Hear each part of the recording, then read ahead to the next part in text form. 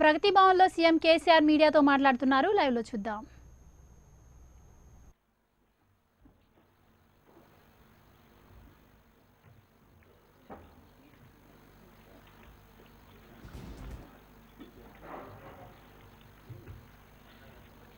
కొంచెం ఇంక్రిమెంట్ అడ్డం వస్తుంది.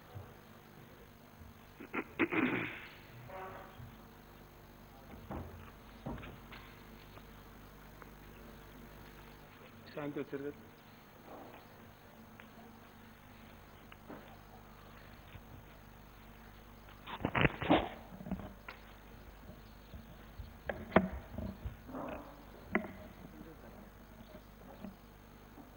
ఇటు వస్తే బెటర్.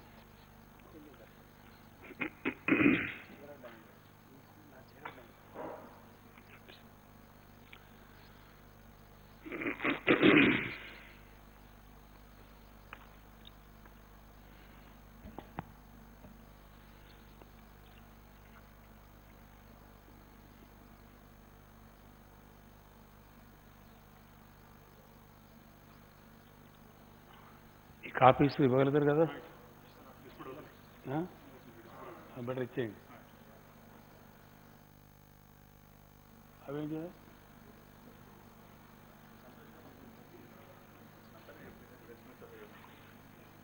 తర్వాత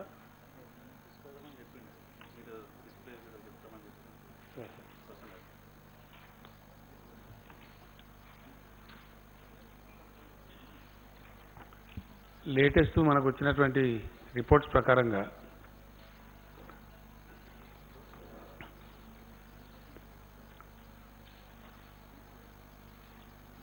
మొత్తం తెలంగాణలో ఇప్పటి వరకు ఈరోజు కూడా టెస్ట్ల తర్వాత కొత్తగా 18 మందికి రావడం జరిగింది పాజిటివ్. అవన్నీ కలిపితే 858 కేసులకు ఇప్పటికీ పాజిటివ్ వచ్చింది మన దగ్గర.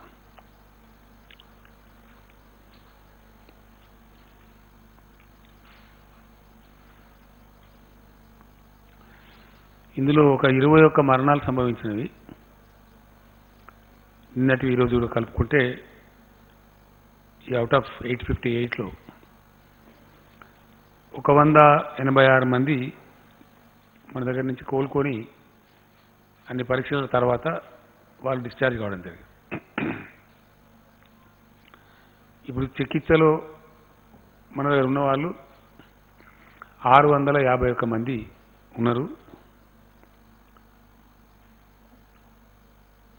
సీరియస్ లేవు కదా, సీరియస్ ఉందా? శాంతి లేదు అంటే మామూలుగా కదా, లేదు కదా. 4 వీళ్ళు కలిసిండ్రా. ఇందులో అంత భయంకరమైన పరిస్థితి ఎవరికి కూడా లేదు. అందరూ కోలుకొని మంచిగా మన దగ్గర నుంచి డిశ్చార్జ్ కావాలని చెప్పి మనం కూడా భగవంతుని ప్రార్థిస్తా ఉన్నాం. ఇవి ఇచ్చిండ్రమ్మా, ఇవి వచ్చినాయి కదా మనకి డీటెయిల్స్ అండి. ఒక 4 జిల్లాలేమో 0 ఉంది మనకి out of 33. Warangal rural, Yadadri Bhuvanagiri, Wanaparthy, Siddipet. ఇక్కడ కేసెస్ లేవు మనకి. అంటే ఫ్రీ ఆఫ్ కరోనా ప్రాబ్లం ఉన్నాయి అవి. తర్వాత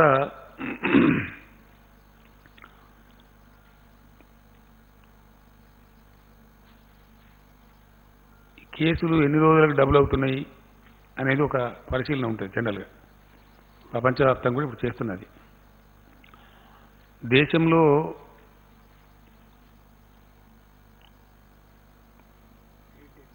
ఎనిమిది రోజులకోసారి ఉన్న స్టేజ్ల సంఖ్య డబుల్ అవుతా ఉంది. బట్ వేరే తెలంగాణలో కొంచెం కంట్రోల్ ఉంది, బెటర్ కంట్రోల్ ఉంది. మోర్ దాన్ 10 days పడుతుంది మనకి డబుల్ కావడానికి పేషెంట్ల సంఖ్య. డెత్ రేటు, జబ్బు సోకిన వాళ్ళలో మరణించే వారి సంఖ్య చూస్తే కంట్రీ స్థాయిలో 3.22% ఉంది. తెలంగాణకు వచ్చేటప్పటికి 2.44% ఉంది. డెత్ రేట్లో కూడా మనం కొంచెం తక్కువనే ఉన్నాం.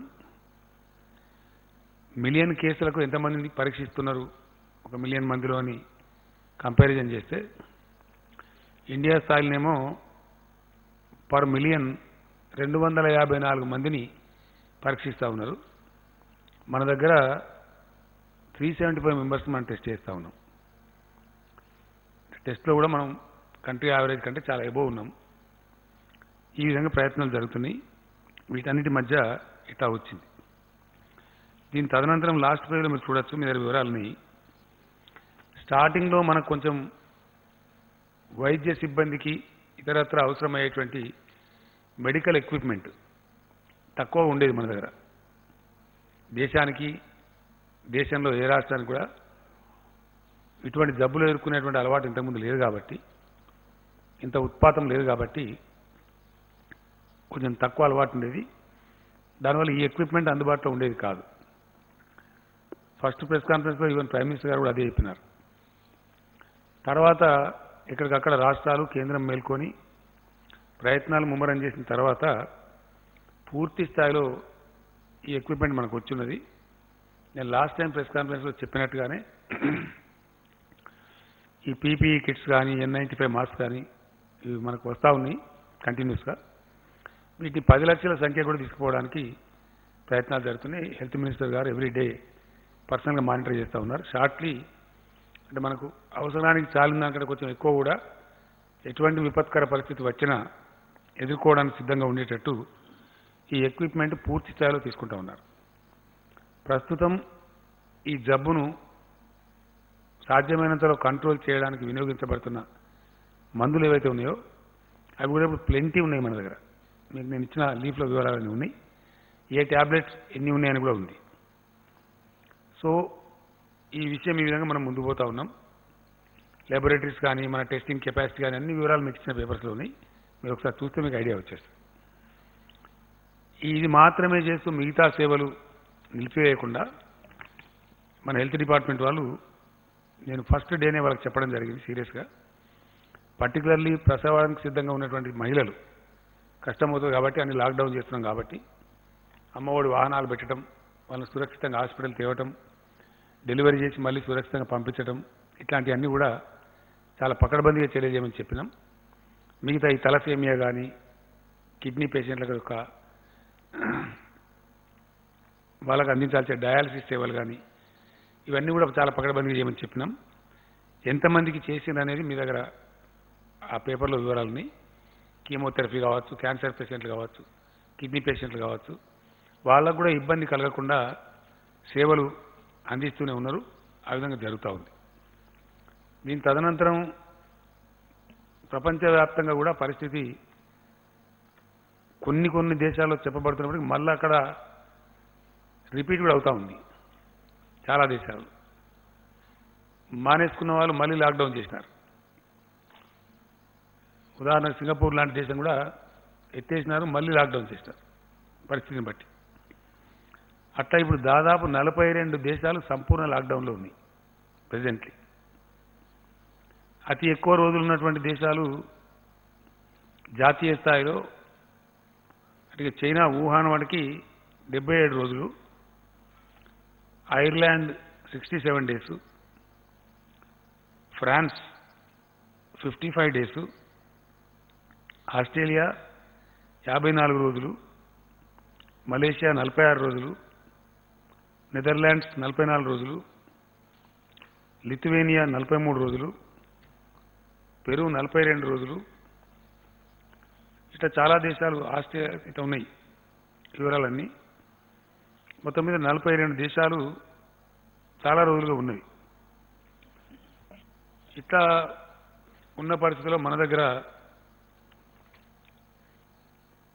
కూడా లాక్డౌన్ కొనసాగుతున్నది. దాన్ని మే 3 వరకు గవర్నమెంట్ ఆఫ్ ఇండియా ఆల్రెడీ ప్రకటించున్నారు ఈ లాక్డౌన్ కొనసాగుతుందని చెప్పి. కానీ గవర్నమెంట్ ఆఫ్ ఇండియా చేసినటువంటి ఒక సవరణ ఏంటంటే రేపటి నుంచి 28 తర్వాత కొన్ని విషయాల్లో సడలింపులు ఇస్తున్నామని చెప్పినారు. మేము ఇప్పుడు క్యాబినెట్ చాలా సుదీర్ఘమైన చర్చ తర్వాత కంప్లీట్గా పరిశీలన చేసిన తర్వాత ఎట్టి పరిస్థితులలో తెలంగాణలో ఏ సడలింపు కూడా ఇవ్వదలుచుకోలేదు. No relaxation. No relaxation will be given in the state of Telangana. It's a clear decision. చాలా అన్ని రకాల ముందు వెనక మంచి చెడ్డ రాష్ట్ర ప్రజల ఆరోగ్యం వీటన్నిటి దృష్ట్యా మన దగ్గర వైరస్ తీరుతెన్నులు వీటి దృష్ట్యా ఈ నిర్ణయం తీసుకున్నాం. హెల్త్ మినిస్టర్ గారికి నాకు వాళ్ళు వైద్య డిపార్ట్మెంట్ అందించినటువంటి సమాచారం ప్రకారం మనకి చాలా వరకు 1st మే మనం అవుట్ ఆఫ్ ప్రాబ్లం అయ్యే అవకాశం ఉంది అని చెప్తా ఉన్నారు. ఇక ఇప్పుడు ఉన్నటువంటి వాళ్ళు ఎవరైతే ఉన్నారో వాళ్ళందరూ కూడా ఎగ్జాస్ట్ అయిపోతున్న వాళ్ళ డేట్స్ 28 డేస్ ఉండాలనే ప్రోటోకాల్ కూడా కంప్లీట్ చేస్తూ ఎగ్జాస్ట్ అవుతా ఉంది by 1st May. Everyday discharge అవుతూ ఉన్నారు కొద్ది మంది. 1st మే కల్లా పోతుంది. కానీ ఈ లోపల కొన్ని కొత్త కేసులు కూడా వచ్చేటువంటి అవకాశం ఉంది. అంటే అక్కడి నుంచి తగ్గేటువంటి అవకాశం ఉంటుంది. ఫర్ ఎగ్జాంపుల్ ఈరోజు 450 పైచీలకు టెస్టులు చేస్తే అందులో 18 మాత్రమే పాజిటివ్ వచ్చినాయి. కొన్నిసార్లు ఫ్లక్చువేట్ అవుతుంది, ఎక్కుతా ఉంది, కొద్ది తగ్గుతూ ఉంది, రకరకాలుగా ఉంది. But 1st may we pray to God and do the best effort. దాంతో డౌన్ఫాల్ పోయే ఆస్కారం ఉంటుందని చెప్పి మన వైద్య విభాగం యొక్క అంచనా ఉంది. అట్నే జరగాలని మనమందరం కూడా కోరుకుందాం. అయినప్పటికీ మనం జాగ్రత్తగా ఉండకపోతే మాత్రం దెబ్బతినే ప్రమాదం ఉంటుంది. గతంలోనే మనం గైడ్లైన్స్ ఇచ్చినాం. లాక్డౌన్ తెలంగాణలో అనౌన్స్ చేసిన రోజున గైడ్లైన్స్ ఇచ్చినాం. అవే గైడ్లైన్స్ యథాతథంగా అమలు చేయబడతాయి. సేమ్ ఇంతకుముందు ఉన్నటువంటి సపోజ్ కూరగాయలు పాలు కిరాణా షాపులు తెచ్చుంటాయని చెప్పినాం. నైట్ టైం కర్ఫ్యూ ఉంటుందని చెప్పినాం. అవన్నీ యథాతథంగా ఇంతకుముందు రాష్ట్ర ప్రభుత్వం నిబంధనలు ఏవైతే పెట్టిందో అవి యథాతథంగా అమల్లో ఉంటాయి. నిత్యావసర సరుకులు, పసిపిల్లలు తాగే పాలు, కూరగాయలు వగైరా వగైరా ప్రజలకు ప్రతిరోజు అవసరం ఉండేటి మాత్రకు డెఫినెట్గా అవి అందుబాటులో ఉంటాయి. కొన్ని పనులు కొనసాగుతాయని మనం చెప్పినాం. కొన్ని ఇండస్ట్రీస్, ఎందుకంటే ఇండస్ట్రీ అంటే రైస్ మిల్ ఫర్ ఎగ్జాంపుల్, వాళ్ళు బియ్యం పట్టకపోతే మనకు అన్నానికే రాదు. నూనె మిల్లులు కొన్ని కొనసాగుతాయని చెప్పినాం. మన అవి నిత్యావసర సరుకులు లింకే అది. సో అటువంటి శానిటైజర్లు, తర్వాత మనకు మంది ఇచ్చేటువంటి ఫార్మా కంపెనీలు గతంలోనే మనకు ఇచ్చిన గైడ్లైన్స్ ఉన్నాయి. ఇవి అవి కొనసాగుతాయని, అవన్నీ కూడా కొనసాగుతాయి. ఆ గైడ్లైన్స్లో ఎటువంటి మార్పు లేదు. కానీ కేంద్రం చెప్పినటువంటి సడలింపు, ఇంకా కేంద్రమే రాష్ట్రాలకు ఇచ్చినటువంటి గైడ్లైన్స్లో ఒక మాట స్పష్టంగా చెప్పినారు. ఏ రాష్ట్రం కానీ దేశంలో, ఏ యూనియన్ టెరిటరీ కానీ మేమిచ్చే మార్గదర్శకాల కంటే ఇంకా స్ట్రిక్టర్ మెజర్స్ అక్కడ స్థానిక పరిస్థితులను బట్టి తీసుకోదలిస్తే తీసుకోవచ్చును, మాకు అభ్యంతరం లేదని చెప్పినారు.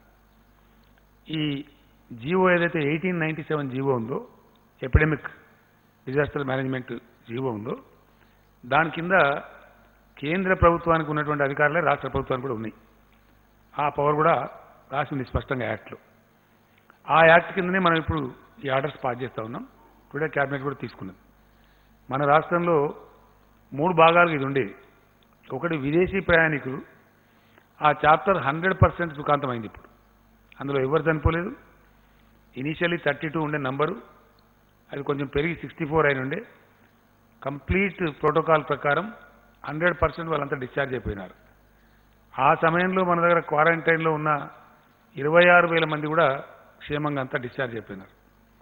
ఆ తర్వాత వచ్చినటువంటి నిజాముద్దీన్ ద్వారా వచ్చిన ప్రాబ్లమే మన కంటిన్యూ అవుతూ ఉంది. వాళ్ళు, వాళ్ళ ఫ్యామిలీ మెంబర్సు, వాళ్ళ సెకండరీ కాంటాక్టు, వాళ్ళు తిన్న చోట, కూర్చున్న చోట రకరకాలుగా వస్తూ ఉన్నాయి కేసులు. కాబట్టి దాన్ని మనం కంటిన్యూ పరిశోధన చేస్తూ ఉన్నాం. అది ఎక్కడ కట్ అయితే అక్కడ ఆల్మోస్ట్ మనకు సమస్య ఆగిపోయే పరిస్థితి ఉంటుంది. అదర్వైజ్ వేరే ఇంకే రకమైన కేసులన్నీ ఉన్నాయంటే ఒక 13-14 ఫ్రగైల్ కేసెస్ ఉన్నాయి. వాటిని సెర్చ్ చేస్తూ ఉన్నారు. వాళ్ళని తెచ్చి అడ్మిట్ చేసినారు. వాటిని ఆ నంబర్ పెద్దగా లేదు. అటువంటి సూచనలు కూడా మనకి ఎక్కడ పుటమరింపులు లేవు రాష్ట్రంలో. కాబట్టి దీనికి సంబంధించి మనకు బ్రేక్ కనుక దొరికితే చాలా వరకు మన రాష్ట్రం బాగుపడే అవకాశం ఉంటుంది. ఫర్దర్ కేసెస్ రాకుండా ఉండేదానికి కూడా ఆస్కారం ఉంటుంది. మనం అందరం కూడా భగవంతుని ప్రార్థిద్దాం అటువంటి సమయం రావాలని చెప్పి. కానీ ఎందుకైనా మంచిదని మనం ఈ సడలింపులు ఇవ్వటం లేదు. ఒకటి, మే 3 వరకు, అంతకుముందు తెలంగాణ ప్రభుత్వం పెట్టినటువంటి ఏప్రిల్ 30 గడువు ఉండనే ఉంది. దాని మీద భారత ప్రభుత్వం విధించినటువంటి గడువు మే 3 వరకు ఉంది. కాబట్టి మే 3 వరకు ఎలా ఉండి తీరుతుంది. నేను చాలా ఇంటెన్సివ్ సర్వే చేయించిన. మన క్యాబినెట్ మీటింగ్ కోసం ఏదైతే పిలిచినామో డెసిషన్ తీసుకోవాలి కాబట్టి జనంలోకి సర్వేలు పంపించాం. ఆల్మోస్ట్ 94-95% మంది ఖచ్చితంగా ప్రజల అవసరం దృష్ట్యా, ప్రజల ఆరోగ్యం దృష్ట్యా, ప్రజల క్షేమం దృష్ట్యా కఠినంగానే ఉండాలి, లాక్డౌన్ పొడిగించాలి అనే మాట సర్వేలో చాలా స్పష్టంగా వచ్చింది. అభిప్రాయ సేకరణ చేసినాం, దానిలో కూడా చాలా స్పష్టంగా వచ్చింది. కొన్ని టీవీ ఛానల్స్ వాళ్ళు కూడా చాలా విస్తృతమైనటువంటి చర్చ పెట్టినారు. వాళ్ళు ఎలక్ట్రానిక్ సర్వే చేసినారు, టీవీ నుంచి కూడా అడిగినారు, రకరకాలుగా ప్రయత్నాలు చేసినారు. అక్కడ కూడా 92% ఆల్మోస్ట్ వాళ్ళకు కూడా, ఉదాహరణకు ఎన్టీవీ వాళ్ళు ఒకటి చేసినారు, టీ న్యూస్ వాళ్ళు ఒకటి చేసినారు. నేను అనుకోవటం బహుశా టీవీ 9 వాళ్ళు కూడా చేసినట్టుంది. ఎన్టీవీ చేసిన దానిలో 92% వరకు ఆల్ కైండ్స్ ఆఫ్ సర్వేస్ కలిపి లాక్డౌన్ పొడిగించాలని వచ్చింది. ఎక్కడి నుంచి చూసినా ఏ తర్వాత నమస్తే తెలంగాణ పేపర్ వాళ్ళు కూడా చేసినారు. వాళ్ళది కూడా ఇంచుమించు 1-2% అటు ఇటుగా ఇదే అభిప్రాయం ఇచ్చినారు. ఇతర పత్రికలలో వచ్చినటువంటి న్యూస్ కానీ, ప్రజలు వెలువరించినటువంటి అభిప్రాయాలు కానీ ఇంచుమించుగా ఇదే ఉంది. నేను వ్యక్తిగతంగా కూడా అనేక మందితో మాట్లాడడం జరిగింది. కొంతమందికి అడిగి ఆ జిల్లాలో 4 పేర్లు ఇవ్వమని చెప్పి, ఆ నియోజకవర్గంలో 4 పేర్లు ఇవ్వమని వాళ్ళని అడిగినాను, క్రాస్ సెక్షన్ పీపుల్. నేను భయంగా మాట్లాడిన దానిలో అడ్వకేట్స్ ఉన్నారు, డాక్టర్స్ ఉన్నారు, రైతులు ఉన్నారు, కూలీలు ఉన్నారు, అన్ని రకాల వాళ్ళు ఉన్నారు, యంగ్స్టర్స్ కూడా ఉన్నారు. ముక్త కంఠంతో నాకైతే నేను అడిగిన ప్రతి వ్యక్తి సుమారు నేను ఒక 78 మందితో మాట్లాడినాను. 10 పాత జిల్లాలలో ఒక్కొక్క జిల్లాలో 7, 8, 10 మందితో కూడా మాట్లాడినాం. ఆల్మోస్ట్ తెల్లారు కొంత మాట్లాడినాం, 100 మంది దాకా మాట్లాడినాం. 100% చెప్పినారు. వాళ్ళు అడిగింది ఏంటంటే లాక్డౌన్ ఎత్తివేసినా, సడలింపు చేసినా ఎందువల్ల చేస్తున్నట్టు, వ్యాధి తగ్గిందా, ఎందువల్ల చేస్తున్నట్టు వాళ్ళు క్వశ్చన్ అడిగినారు, నన్నే అడిగినారు. రెండవది చాలా స్పష్టంగా చెప్పినారు, ఎట్టి పరిస్థితులలో కొనసాగించాల్సిందే, అవసరమైతే మే నెలాఖరు దాకా కూడా కొనసాగించండి, ఇందులో కాంప్రమైజ్ కావద్దు అని కూడా చెప్పిన వాళ్ళు చాలామంది ఉన్నారు. ఇప్పుడు మేము ఈ రాష్ట్ర క్యాబినెట్ ఈరోజు మంచి చెడ్డ అని చూసుకున్న తర్వాత నిర్ణయం తీసుకున్నది ఏంటంటే మే 7th వరకు లాక్డౌన్ పొడిగిస్తా ఉన్నాం. 3rd వరకు ఎట్లా ఉంది, దానికి ఇంకో 4 రోజులు కలిపి lockdown will be continued in the state of Telangana up to May 7th. 7th నాడు రిలీజ్ కాదు, 8th నాడు రిలీజ్ అవుతుంది. 7th కూడా లాక్డౌన్లోనే ఉంటుంది. నేను ఇందాక చెప్పినట్టు గతంలో ఉన్న నిబంధనలే ఉంటాయి. నైట్ కర్ఫ్యూ అట్లాగే ఉంటుంది. చాలా కఠినంగా వ్యవహరించాలని చెప్పి నిర్ణయించుకున్నాం. ఎందుకంటే నిమిషానికంటే మళ్ళీ బాగుండదు. ఈ విషయాన్ని పూర్తిగా సమీక్షించడం కోసం మే 5th నాడు మళ్ళీ క్యాబినెట్ సమావేశం అనుకున్నాం. మే 5th నాటికి ఏం పరిస్థితులు ఉంటాయి, ప్రపంచంలో ఏం పరిస్థితి ఉంటుంది, దేశంలో ఏం పరిస్థితి ఉంటుంది, మన రాష్ట్రం ఏ పరిస్థితి మనం చేరుకుంటాం, వాటన్నిటిని బట్టి ప్రజలు కూడా ఏ మూడ్లో ఉంటారు, ప్రజల ఆలోచన సరళ ఎట్లా ఉంటుంది, వాటన్నిటిని బట్టి భవిష్యత్తు నేను తీసుకోవచ్చు అని చెప్పి 5th మే నాడు మళ్ళీ మంత్రివర్గ సమావేశం ఉంది. ఆ విధంగా మనం ముందుకు పోవాలని అనుకున్నాం. కంటైన్మెంట్ జోన్స్ ఏవైతే ఉన్నాయో అక్కడ చాలా కఠినంగా వ్యవహరించాల్సిన అవసరం ఉంది.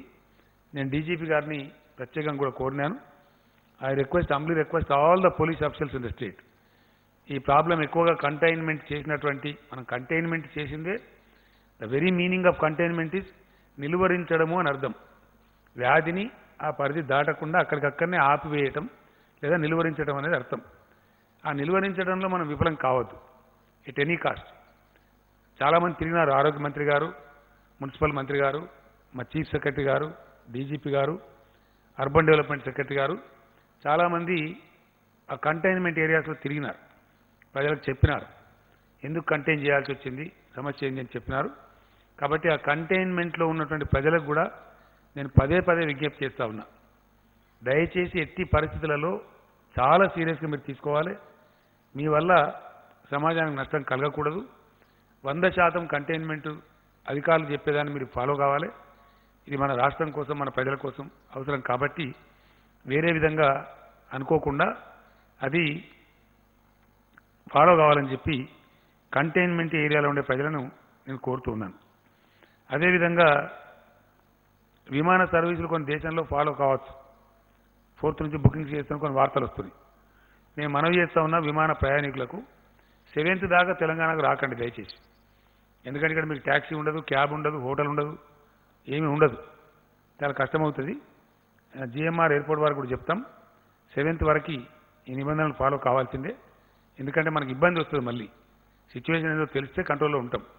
కాబట్టి దాన్ని కూడా ప్రయత్నం చేస్తాం. కొన్ని గ్రాసరీస్ సప్లై చేస్తారు, లైక్ బిగ్ బాస్కెట్ లాంటి వాళ్ళు షాప్ ఉన్నారు. గ్రాసరీస్ అంటే కిరాణా సరుకులు, ఇంగ్లీష్లో అయితే ఏదో గొప్ప కూడా గ్రాసరీస్ అంటే కిరాణా సరుకులు, కూరగాయలు ఇట్లాంటి సప్లై చేసే వాళ్ళకి ఇబ్బంది లేదు, ఫ్రూట్స్ కానీ సప్లై చేసే వాళ్ళకి ఇబ్బంది లేదు. కానీ కొన్ని ఉన్నాయి, వాళ్ళ పేరు ఏంటంటే ఒకటి స్విగ్గీ, ఇంకోటి జొమాటో, వీళ్ళు ఫుడ్ సప్లై చేస్తారు. ఇది కొద్దిగా ప్రమాదకరం. రేపటి నుంచి వీళ్ళని బ్యాన్ చేస్తూ ఉన్నాం. ఈరోజు ఆర్డర్స్ ఉంటే ఇచ్చుకోవచ్చు, కానీ రేపు పొద్దు నుంచి మాత్రం ఎట్టి పరిస్థితుల్లో ఈ స్విగ్గీ అనేది, జొమాటో అనేది రాష్ట్రంలో అనుమతించం. వాళ్ళు ఒకవేళ అతిక్రమించిన మాటకు వాళ్ళ మీద చర్యలు తీసుకుంటాం. కారణం ఏంటంటే వేరే ఇతర ప్రాంతాల్లో మన దేశంలో ఒక పాస్తా పిజ్జా ఆ పిజ్జా అనేది తెప్పిస్తే 69 మంది దాంతో ఎఫెక్ట్ అయిపోయింది. ఢిల్లీ దేశ రాజధానిలో 69 మెంబర్స్ ఎఫెక్ట్ అయ్యారు. ఒక వ్యక్తి పిజ్జా తెచ్చిస్తే. మరి ఈ సపరేట్గా ఇంటికాడ మంచిగా వండుకొని వెళ్ళిపోయా మీరు తినక, ఎందుకు మనకు అది ఈ పిజ్జా ఎందుకు, బొజ్జా ఎందుకు, దాంతో సపరేట్ ఎందుకు నాకు అర్థం కాదు. ఏదో ఒకటి పప్పు కొంచెం శుభ్రంగా ఇంట్లో ఉడికేసుకొని వేడివేడిగా తినేస్తే మనకు నవ్వొస్తుంది, కానీ సేఫ్టీ ఉంటుంది, మంచిగా ఉంటాం. 4 రోజులు కష్టం వస్తే ఓర్చుకోవాలి కదా. ఈ 10-15 రోజులు పిజ్జా తినకపోతే మేము చచ్చిపోతామా? ఎందుకు అనవసరంగా? దాంతో వచ్చేది పోయేలేదు. ప్రాణం కంటే ఏది కూడా విలువైంది కాదు. దయచేసి ఎట్టి పరిస్థితులలో అది దాన్ని అలో చేయం. ప్రజలకు కూడా నేను విజ్ఞప్తి చేస్తాను, అవి బంద్ చేయండి. ఈ 10-15 రోజులు మంచిది కాదు. ఈ మే 7th దాకా మాత్రం కఠినంగా బంద్ చేయాలి. బయట నుంచి తినుబండారాలు తెప్పించుకోకండి. మీకు అత్యవసరమైతే కిరాణా సరుకులు తెప్పించుకోండి, కూరగాయలు తెప్పించుకోండి, అంత అత్యవసరం ఉంటే. అంతవరకు కానీ చేయదు దయచేసి. పండగలు, ప్రార్థనలు ఎట్టి పరిస్థితుల్లో ఎవరైనా సరే ఇళ్ళనే చేసుకోవాలి. అది రంజాన్ కానీ, హిందువులు కానీ, క్రైస్తవులు కానీ, ఎవరైనా కానీ దయచేసి ఏ ఒక్క వర్గానికో ఏ ఒక్క మతానికో ఇది పరిమితం కాదు. Everybody has to follow the rule very strictly. సామూహిక ప్రార్థనలు అనుమతించబడవు. అన్ని లాక్డౌన్ అయిపోయినాయి. నాకు చాలా సంతోషం. మొన్న ఓల్డ్ సిటీలో మన ఫేమస్ మస్జిద్ మక్కా మస్జిద్లో కూడా కేవలం ఇమాం సాబ్తో ఒక 2-3 ఉండే ప్రార్థన చేసినారు. మన జుమ్మా మస్జిద్ కూడా ఆ ట్రెండ్ చాలా మంచిది మనకి. కాబట్టి అంతటా కూడా అదే ఫాలో కావాలి. అన్ని ఆలయాలు మూసేసినారు. తిరుపతి దేవస్థానం మూసేసినారు, శ్రీశైలం మూసేసినాం, మన దగ్గర వేములవాడ మూసేసినాం, యాదాద్రి మూసేసినాం, భద్రాచలం మూసుకున్నాం. ఈవెన్ శ్రీరామ నవమి పట్టాభిషేకం కూడా జరుపుకోలేదు మనం. ఇవన్నీ కూడా కళ్యాణం, స్వామివారి కళ్యాణం అయినా లిమిటెడ్గా చేసుకున్నాం. కాబట్టి ఎవరమైనా మినహాయింపు లేకుండా దయచేసి any religious congregation is not allowed. ఏ మతం యొక్క సామూహిక కార్యక్రమాలు అనుమతించబడవు. ఆ విషయంలో చాలా స్ట్రిక్ట్గా ఉంటారు. 100% దాన్ని అందరూ కూడా ఫాలో కావాల్సిందే. కాబట్టి ఆ రకంగా ముందుకోవాల్సినటువంటి అవసరం ఉంటుంది. మనం భవిష్యత్తు దృష్ట్యా, ప్రజల యొక్క ఇంట్రెస్ట్ దృష్ట్యా ఈ చర్యలు తీసుకోక తప్పదు. కాబట్టి దాన్ని అన్నిదా భావించద్దు. ఆ విధంగానే అందరు దయచేసి సహకారం చేయాలి. ఇప్పటిదాకా మంచి సహకారం అందిస్తూ ఉన్నారు ప్రజలు, చాలా సంతోషం. ప్రజాప్రతినిధులు కూడా అందరూ పాల్గొంటూ ఉన్నారు. విశేషించి గ్రౌండ్లో ఉండే ప్రజాప్రతినిధులు చాలా బాగా పనిచేస్తూ ఉన్నారు. వ్యవసాయ కొనుగోళ్లకు సంబంధించి కూడా మంచి కోఆర్డినేషన్ జరుగుతూ ఉంది. వ్యవసాయ మంత్రి గారు కూడా నిరంజన్ రెడ్డి గారు కొన్ని జిల్లాలు పర్యటన చేశారు. టైం బాగాలేకున్నా కొన్ని చోట్ల వారు కూడా స్వయంగా కొనుగోలు కేంద్రాలు ప్రారంభించారు. వారితో పాటు అన్ని జిల్లాల మినిస్టర్స్ ఈ కొనుగోలును పర్యవేక్షిస్తూ ఉన్నారు. చాలా ఎఫెక్టివ్గా జరుగుతూ ఉంది, బాగా జరుగుతూ ఉంది. చాలా సంతోషం. అయితే అట్లే అదేవిధంగా జరగాలి. శానిటైజేషన్, పారిశుద్ధ్యం చాలా బాగా నిర్వహిస్తూ ఉన్నారు. ఆ క్లోరిన్ ద్రావకాన్ని కూడా పిచికారీ చేయించడంలో మన సర్పంచులు, మన గ్రామ పంచాయతీ సిబ్బంది, మన మున్సిపాలిటీలు, మున్సిపల్ సిబ్బంది, అధికారులు అద్భుతంగా పనిచేస్తూ ఉన్నారు. In a way I'm very happy. చాలా చాలా ఆశించిన రీతిలో పనిచేస్తూ ఉన్నారు. సర్పంచులు, స్థానిక సంస్థల ప్రతినిధులు, municipal corporators, councillors, chairmans, mayors అందరూ కూడా శక్తివంచన లేకుండా పనిచేస్తూ ఉన్నారు. 2-3 విషయాలలో స్టార్టింగ్లో కొంత ఇన్యాక్టివ్ ఉన్నా ఇప్పుడు మటుకు ఎవ్రీబడి ఈజ్ యాక్టివ్. ఈ పారిశుద్ధ్య పనులే కాకుండా వాళ్ళ ఊళ్ళను కాపాడుకోవడమే కాకుండా కంటైన్మెంట్ జోన్స్ను మెయింటైన్ చేయడమే కాకుండా సోషల్ వెల్ఫేర్ కూడా ఎవరైనా ఇతర రాష్ట్రాల వాళ్ళు ఉన్నా, ఎవరైనా లేని పేదవాళ్ళు ఉన్నా బాగా ఆదుకుంటూ ఉన్నారు. ఎక్కడికక్కడ అన్నదానం చేయడం కానీ నిత్యావసరాలు సరుకులు పంపిణీ చేయడం కానీ చేస్తూ ఉన్నారు. కొన్ని సంస్థలు కూడా దాతృత్వ విధానంలో ముందుకొచ్చి వాళ్ళు కూడా చేస్తూ ఉన్నారు. అటువంటి దాతలకి దాతృత్వం ప్రదర్శించిన వాళ్ళందరికీ కూడా నేను హృదయపూర్వకమైనటువంటి ధన్యవాదాలు కృతజ్ఞతలు కూడా తెలియజేస్తా ఉన్నా. అదే స్పిరిట్తో కొనసాగండి. మన రాష్ట్రంలో ఎవరొక్కరు ఉపాసం ఉన్నా మనకు మర్యాద కాదు, మన గౌరవం కాదు. ఈ సంకట స్థితిలో క్రైసిస్ ఉండే సమయంలో ఏ ఒక్క వ్యక్తి కూడా పస్తులు ఉండకుండా దయచేసి అందరు సర్పంచులు, అందరు కౌన్సిలర్లు, అందరూ మండలాధ్యక్షులు, జడ్పీ చైర్మన్లు, జడ్పీటీసీలు, మున్సిపల్ చైర్మన్లు, మేయర్లు, ఎమ్మెల్యేలు, మినిస్టర్లు, అధికారులుగా ఆల్రెడీ చెప్పినాం, వీళ్ళందరూ కూడా పాల్గొనాలి, పూనుకోవాలి. ఎక్కడ ఒక వ్యక్తి దయచేసి ఉపవాసం ఉండద్దు. ఎక్కడ ఒక వ్యక్తి ఆరోగ్యం కోసం కూడా ఇబ్బంది పడద్దు. 0-100కు మేము డయల్ చేయమని చెప్పినాం, చేస్తూ ఉన్నారు కొంతమంది. పోలీసు కూడా ఎఫెక్టివ్గా వాళ్ళని ఆదుకుంటూ ఉన్నారు. అదేవిధంగా కొనసాగాలని చెప్పి నేను కోరుతూ ఉన్నాను. ప్రజాప్రతినిధులు, ఉద్యోగులు వీళ్ళకి ఇచ్చినటువంటి వేతనాలు ఏవైతున్నాయో గతంలో ఇచ్చిన వేతనాలే ఇప్పుడు కూడా ఈ మంత్ కూడా ఇవ్వబడతాయి. ఏప్రిల్ నెల వేతనాలు కూడా అట్లనే ఇవ్వబడతాయి. 50% కోత వాళ్లకు, 75% కోత ప్రజాప్రతినిధులకు ఉంటుంది. అదేవిధంగా కొనసాగుతుంది. పెన్షనర్స్ ఎవరైతే ఉన్నారో దాంట్లో ఒక 1,11,000 కుటుంబాలు సెకండ్ పెన్షనర్స్ ఉన్నారు. పాపం వాళ్ళు అంటే పెన్షనర్, ఒరిజినల్ పెన్షనర్ చనిపోయి వాళ్ళ భార్యలో స్పౌస్ ఉన్న కేసులో ఫ్యామిలీ పెన్షన్ అంటారు దాన్ని. ఫ్యామిలీ పెన్షన్ స్వీకరించే వాళ్ళు మన రాష్ట్రంలో 1,11,000 కుటుంబాలున్నాయి. అయితే వాళ్ళకు ఒరిజినల్ పెన్షన్ వచ్చే దాంట్లో 50% వాళ్ళకు వస్తుంది. వాళ్ళ నుంచి కొన్ని విజ్ఞప్తులు వచ్చినాయి, మాకు సరిపోవడం లేదు, దయచేసి పొడిగించమని చెప్పినారు. సో పెన్షనర్లందరికీ కూడా 75% శాలరీ, ఇంతకుముందు 50% అనుకున్నాం, వాళ్ళకి 75% శాలరీ ఇవ్వడం జరుగుతుంది ఏప్రిల్ మాసానికి. వాళ్ళ ఇబ్బంది కొంత దూరం అయ్యేటువంటి అవకాశం ఉంటుంది. అదేవిధంగా వైద్య సిబ్బంది, మున్సిపల్ సిబ్బంది, హెచ్ఎండబ్ల్యూఎస్ సిబ్బంది, గ్రామ పంచాయతీ పారిశుద్ధ్య సిబ్బందికి ఇచ్చే నగదు ప్రోత్సాహకం ఏదైతే గతంలో ఇచ్చినామో ఏప్రిల్ మాసానికి కూడా ఆ ప్రోత్సాహకం కొనసాగుతూ ఉంటుంది. ఆ 10% గ్రాస్ శాలరీ మీద ఏదైతే ఇవ్వమని చెప్పినామో ఏప్రిల్ మంత్ శాలరీ కూడా వాళ్ళకు ఇవ్వడం జరుగుతుంది.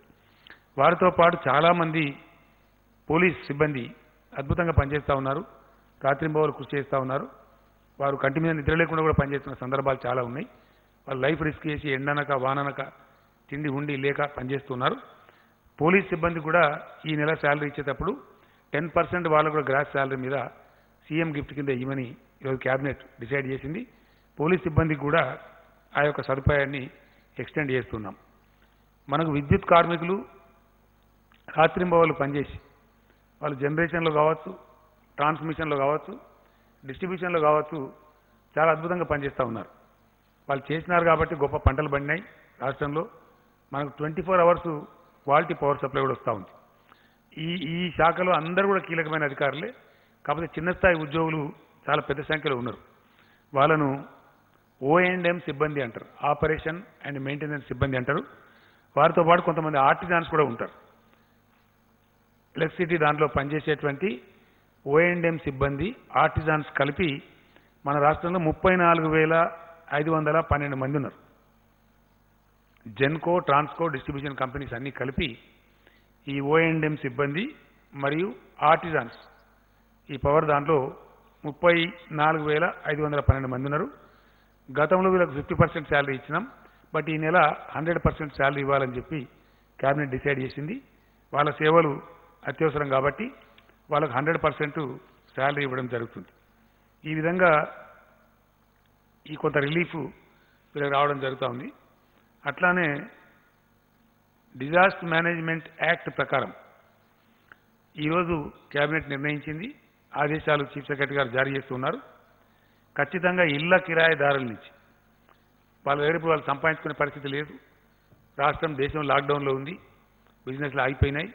కాబట్టి ఎవరైతే ఇళ్లలో ఉండే కిరాయిదారులు ఉన్నారో మార్చ్, ఏప్రిల్, మే ఈ 3 నెలల కిరాయిలు వసూలు చేయవద్దని చెప్పి ఓనర్లను ప్రభుత్వం ఆదేశిస్తూ ఉంది.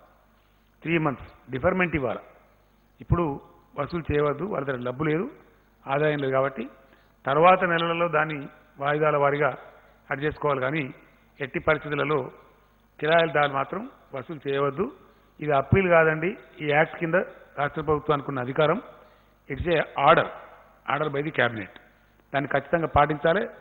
ఎవరైనా ఇబ్బంది పెడితే 100కు డయల్ చేసి చెప్పవచ్చు, అట్లా ఇబ్బంది పెట్టిన ఓనర్ల మీద కఠినమైన చర్యలు కూడా తీసుకోవడం జరుగుతుంది.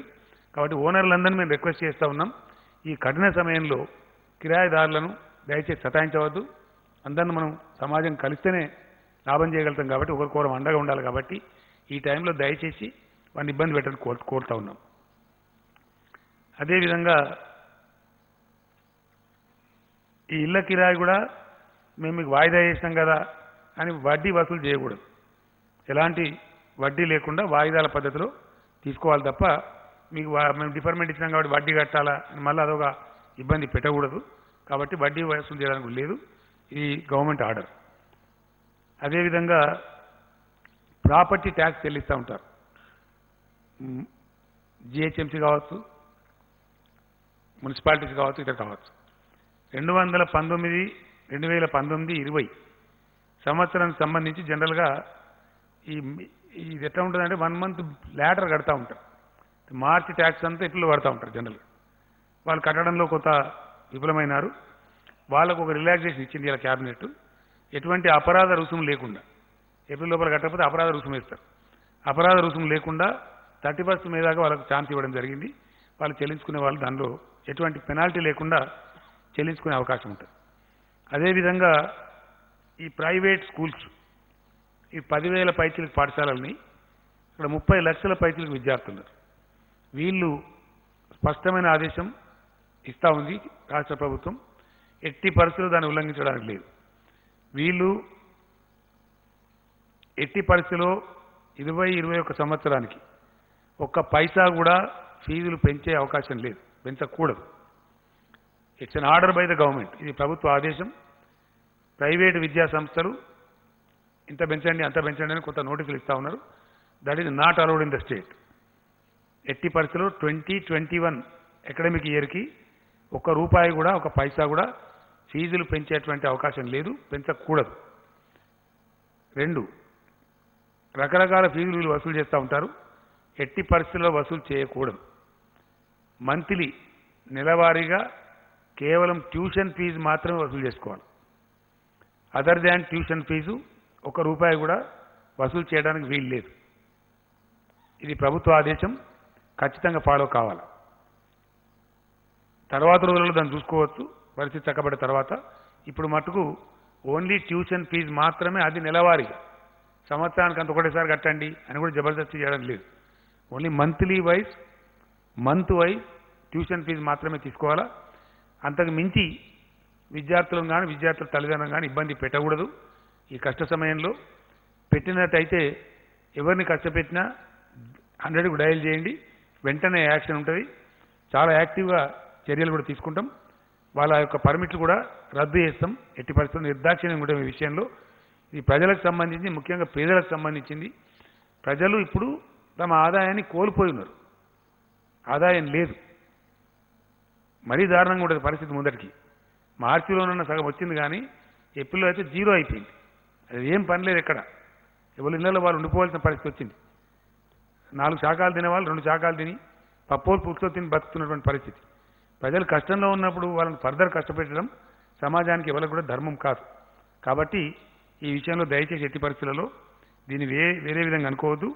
ట్యూషన్ ఫీజులను అది కూడా నెలవారీ మాత్రమే తీసుకోవాలా, సంవత్సరం మొత్తం కట్టాలని అనద్దు. ఆ జబర్దస్తి చేయకూడదు. చేస్తే మటుకు చర్యలు తప్పవు. కాబట్టి ఇతరత్రా ఏ రకమైన ఫీజులు కూడా వసూలు చేయవద్దు. ఇది గవర్నమెంట్ ఆర్డర్.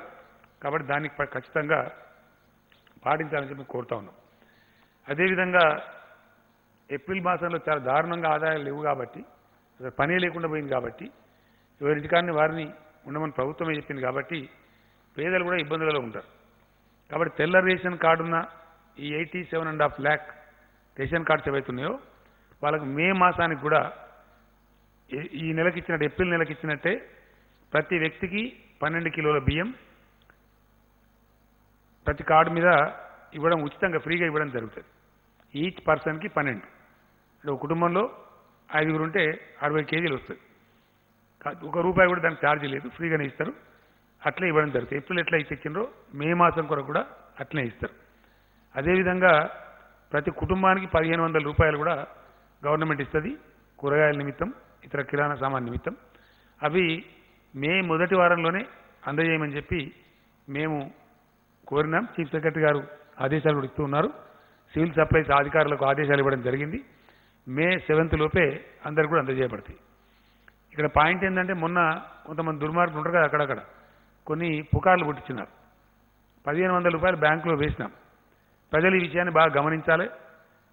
సామాజిక కార్యకర్తలు దయచేసి గ్రామాల్లో ప్రచారం చేయాలి. సర్పంచులు కూడా ప్రచారం చేయాలి. ఒకసారి గవర్నమెంట్ మీ అకౌంట్లో డబ్బులు వేసిన తర్వాత వాపస్ పోవు. మీ డబ్బు మీకే ఉంటుంది. బ్యాంకుల కాడ ఒకటేసారి గుమిగూడి అక్కడ రద్దీ పెంచి అట్లాంటి బాధ మీకు అవసరం లేదు.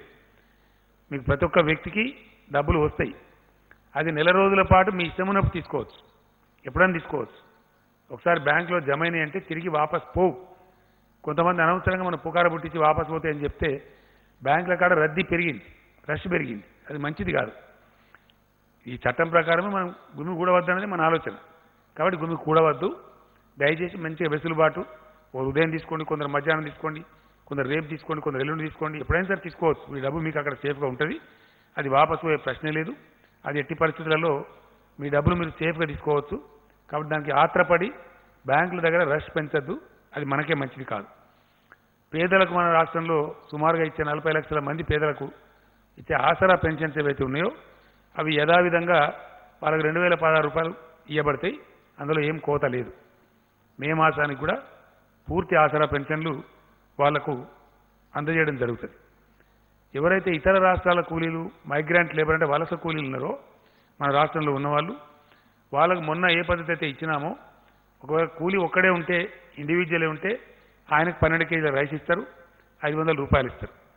ఒకవేళ వలస కూలీది ఫ్యామిలీ ఉంటే సేమ్ మన ఫ్యామిలీకి ఇచ్చినట్టే వాళ్ళకు కూడా 1500 రూపీస్ ఇస్తారు. ఎంతమందిని అంతమందికి 12 కిలోల కాడికి రైస్ ఇస్తారు. వాళ్ళు ఇద్దరు ఉండని, ముగ్గురు ఉండని, ఎందరు ఉన్నా ఈచ్ 12 కేజీ రైస్ ఇస్తారు. ఫ్యామిలీ కాబట్టి వాళ్ళకు కూడా 1500 రూపీస్ కూడా ఇస్తారు. ఆ విధంగా వాళ్ళు దాన్ని ఉపయోగించుకోవాలి. వాళ్ళు బెంబేలు ఎత్తాల్సిన అవసరం లేదు.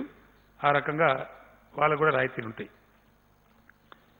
కొంత పరిశ్రమల వాళ్ళు కూడా మాకు కూడా ఇబ్బంది ఉంది, మా ప్రొడక్షన్ లేదు, వాటిని మేము విద్యుత్ ఛార్జీలు చెల్లించే పరిస్థితి లేదు, మీరే బంద్ చేయమని లాక్డౌన్ పెట్టిండ్రు, జీతాలు కూడా కార్మికులకు ఇవ్వమన్నారు, కాబట్టి చేయలేమని చెప్పి వాళ్ళు కొన్ని రిక్వెస్ట్లు పెట్టినారు. దాన్ని కూడా క్యాబినెట్ డిస్కస్ చేసింది, ఈరోజు కొన్ని కన్సిడర్ చేసింది.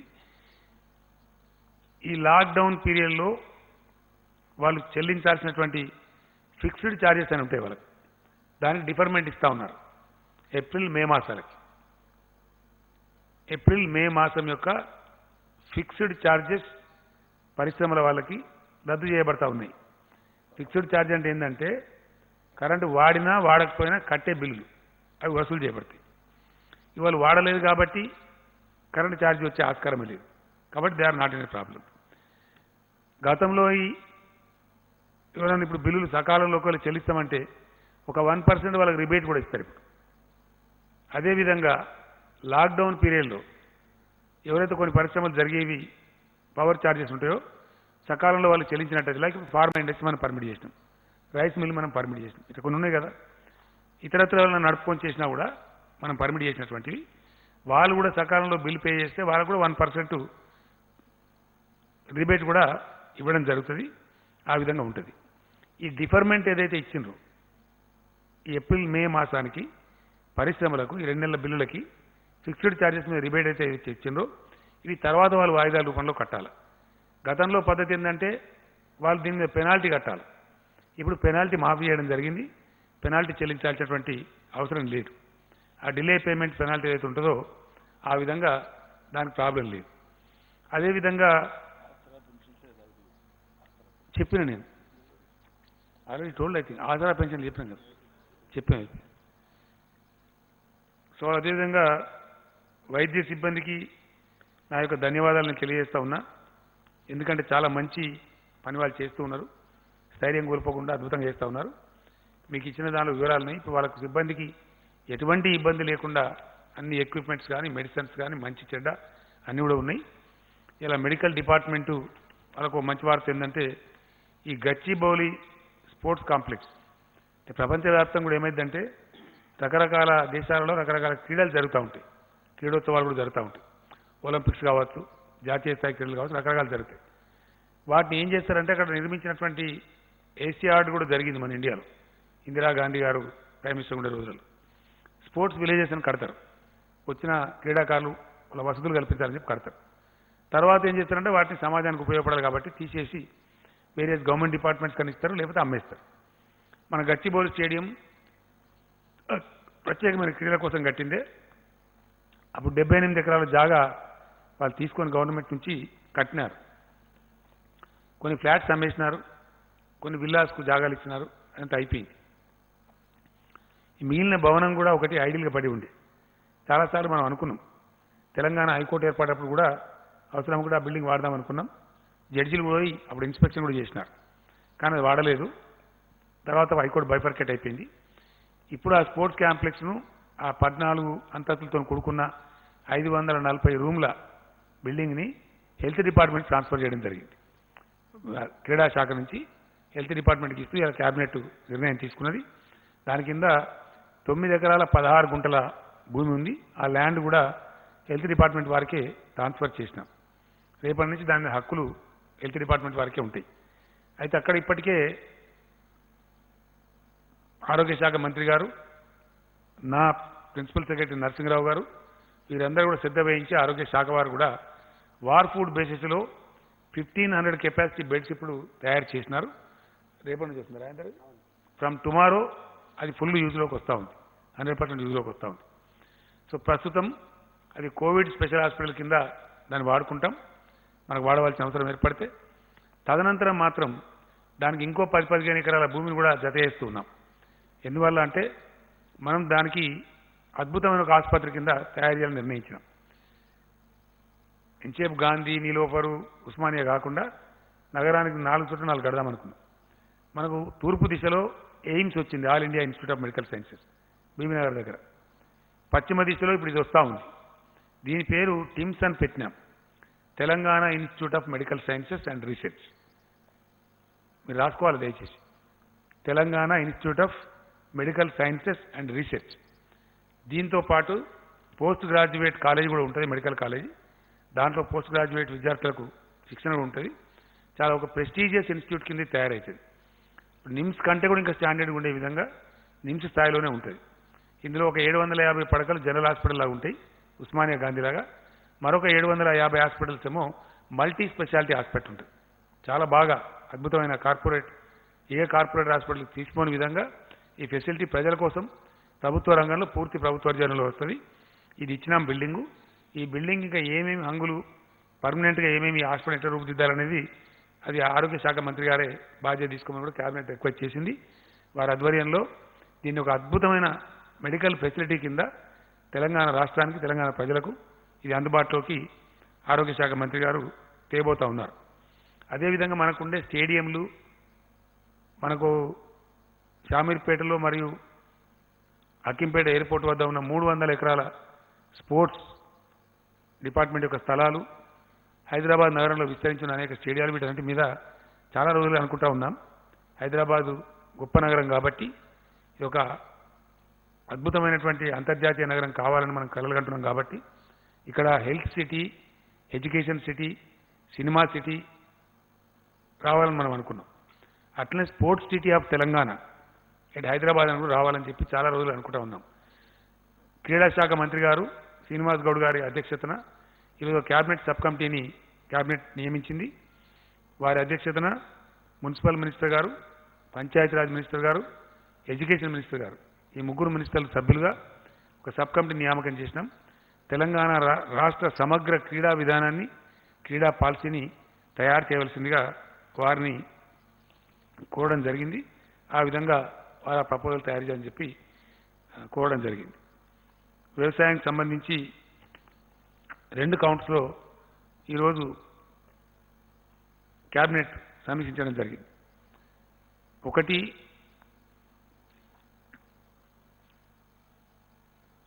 నాకు తెలిసి భారతదేశ చరిత్రలో ఎప్పుడు ఎక్కడ జరగని విధంగా, ఈవెన్ ఇప్పుడు కూడా ఏ రాష్ట్రంలో జరగని విధంగా ఒక తెలంగాణ రాష్ట్రంలో మాత్రమే రైతులు పండించిన పంటలన్నీ ప్రభుత్వం కొంటా ఉంది.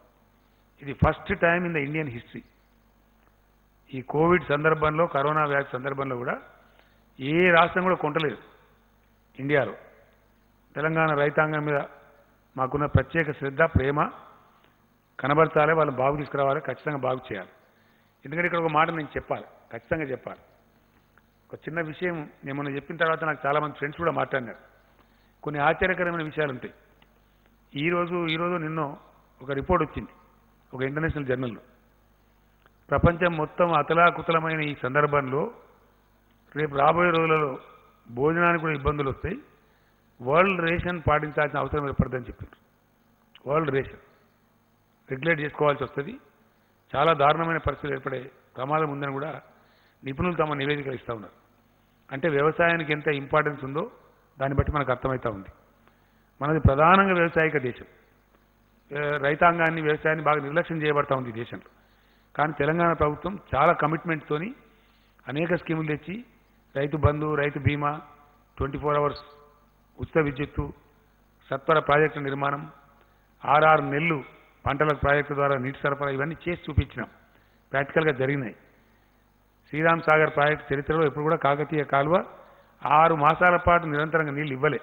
ఈసారి ఫస్ట్ టైం ఇచ్చినాం. ఏప్రిల్ 15th వరకు అనుకొని ఏప్రిల్ 15th వరకు కూడా విజయవంతంగా ఇచ్చినాం. అదంతా ప్రజల ముందు ఉంది, రైతుల ముందు ఉంది. ఈరోజు ఒక వరి ధాన్యమే కాకుండా మక్కలతో పాటు కందులు, శనగలు, సన్ఫ్లవరు, జువార్ అంటారు, తెల్ల జొన్నలు లేదా పచ్చ జొన్నలు, జొన్నలు కూడా కొనుగోలు చేయాలి రైతుల దగ్గర నుంచి అని క్యాబినెట్ ఈరోజు నిర్ణయించింది. కాబట్టి జొన్నలు అమ్ముకునే వాళ్ళు కానీ, సన్ఫ్లవర్ అమ్ముకునే వాళ్ళు కానీ, శనగలు అమ్ముకునే వాళ్ళు కానీ ఆగమాగమయ్యే అవసరం లేదు. ప్రభుత్వమే ప్రతి గింజ కొంటది. మీరు మీ దగ్గర మీ జిల్లా మినిస్టర్స్ని లేదా మీ జిల్లా రైతు బంధు కమిటీలను సంప్రదించండి. అన్నీ కూడా ప్రభుత్వం కొనుగోలు చేస్తుంది. మీరు తక్కువ ధరకు అమ్ముకొని నష్టపోవద్దు. ఈరోజు ఒకరిద్దరు మినిస్టర్లు మన సబితా ఇంద్రారెడ్డి గారు కూడా క్యాబినెట్ దృష్టికి తెచ్చినారు. కొన్ని శనగలు రంగారెడ్డి జిల్లాలో మిగిలిపోయినాయి అని వేరే వాళ్ళు కూడా చెప్పినారు ఒకరిద్దరు. దాని మీద నుంచే క్యాబినెట్ స్పందించి ఈ నిర్ణయం తీసుకోవడం జరిగింది. వీటికి అవసరమైన బ్యాంక్ గ్యారెంటీ కూడా ఇస్తా ఉన్నాం. కాబట్టి ఈ వరి ధాన్యం, మొక్కజొన్న, శనగలు, సన్ఫ్లవర్ అంటే పొద్దుతిరుగుడు పంట, తర్వాత జొన్నలు, జువారి అంటాం మనం, తెల్ల జొన్నలు లేదా పచ్చ జొన్నలు, ఇవి తక్కువ ధరకు మీరు అమ్ముకోవద్దు, ప్రభుత్వమే కొంటది, మినిమం ప్రైజ్ కొంటది. కాబట్టి మీరు దాని గురించి ఇబ్బంది పడే అక్కర్లేదు. అది చేయమని చెప్పి నేను కోరుతా ఉన్నా. ధాన్యం సేకరణ చాలా విజయవంతంగా జరుగుతూ ఉంది, చక్కగా జరుగుతూ ఉంది. అది అదేవిధంగా కొనసాగి కంప్లీట్ కావాలని చెప్పి కూడా ఈరోజు క్యాబినెట్ అధికారులను ఆదేశించింది, వ్యవసాయ శాఖను ఆదేశించింది. ఆ రకంగా చాలా అద్భుతమైనటువంటి ఫలితాలు వస్తాయి. మంత్రి గారు కూడా యాక్టివ్గా పనిచేస్తూ ఉన్నారు. కింద డౌన్ ద లైన్ వ్యవసాయ శాఖ అధికారులు, మార్కెటింగ్ అధికారులు కూడా చక్కగా సమన్వయం చేస్తూ ఉన్నారు. వాళ్ళు అదేవిధంగా పనిచేయాలని చెప్పి వాళ్ళందరినీ కోరుతూ ఉన్నాం. అదేవిధంగా వర్షాకాలంలో మనం ఆన్గోయింగ్ ప్రాజెక్ట్ కంప్లీట్ చేసినాం. కాళేశ్వరం ప్రాజెక్ట్ కంప్లీట్ అయింది. ఈరోజే కాళేశ్వరం నీళ్లు సిద్దిపేటకు చేరుకున్నాయి. కొద్ది రోజులలోనే కొండపోచమ్మ సాగర్ దాకా కూడా వస్తాయి. కాబట్టి అనుకున్న లక్ష్యం దిశగా కాళేశ్వరం పరుగులు పెడతా ఉంది. అది ఖచ్చితంగా జూన్ నుంచి మొత్తం ఏరియాకు నీళ్ళు వస్తాయి, మనం అనుకున్న పద్ధతిలో వస్తాయి. కాబట్టి ప్రాజెక్టు ఆధారిత, బోర్ ఆధారిత లేదా వర్షాధారిత రూపంలో తెలంగాణ వర్షాకాలంలో, రాబోయే వర్షాకాలంలో వ్యవసాయ శాఖ వేసుకున్న అంచనాల ప్రకారం 1,35,00,000 ఎకరాలలో సాగు జరిగేటువంటి అవకాశం ఉంది, పంటలు వేసే అవకాశం ఉంది. మరి దానికి చాలా పెద్ద ఎత్తున యూరియా కావాలి. 21 లక్షల టన్నుల యూరియా కావాలి మనకు. ఆల్మోస్ట్ అన్ని ఎరువులు కలిపి 21.5 అంటే డిఏపి అవన్నీ కలిపి యూరియా. సో అట్లా మొత్తం మీద 21.5 లక్షల టన్నుల ఎరువులు అవసరం మనకు. దాని సేకరణలో మంత్రి గారు బాగా నిమగ్నమై ఉన్నారు, రివ్యూ చేస్తూ ఉన్నారు. We are successful. ఎటువంటి లోటు రాకుండా రైతులకు ఎరువులు సరఫరా కూడా చేయాలని చెప్పి క్యాబినెట్ నిర్ణయించింది. ఇప్పటికే సంసిద్ధంగా ఉన్నాయి. రైతులతో ఒక మనవి, రైతులకు నా విజ్ఞప్తి ఏంటంటే అందరూ ఒకసారి గుమిగూడి మీద వాడు ఎరువులు కొనుక్కోవడం కాదు.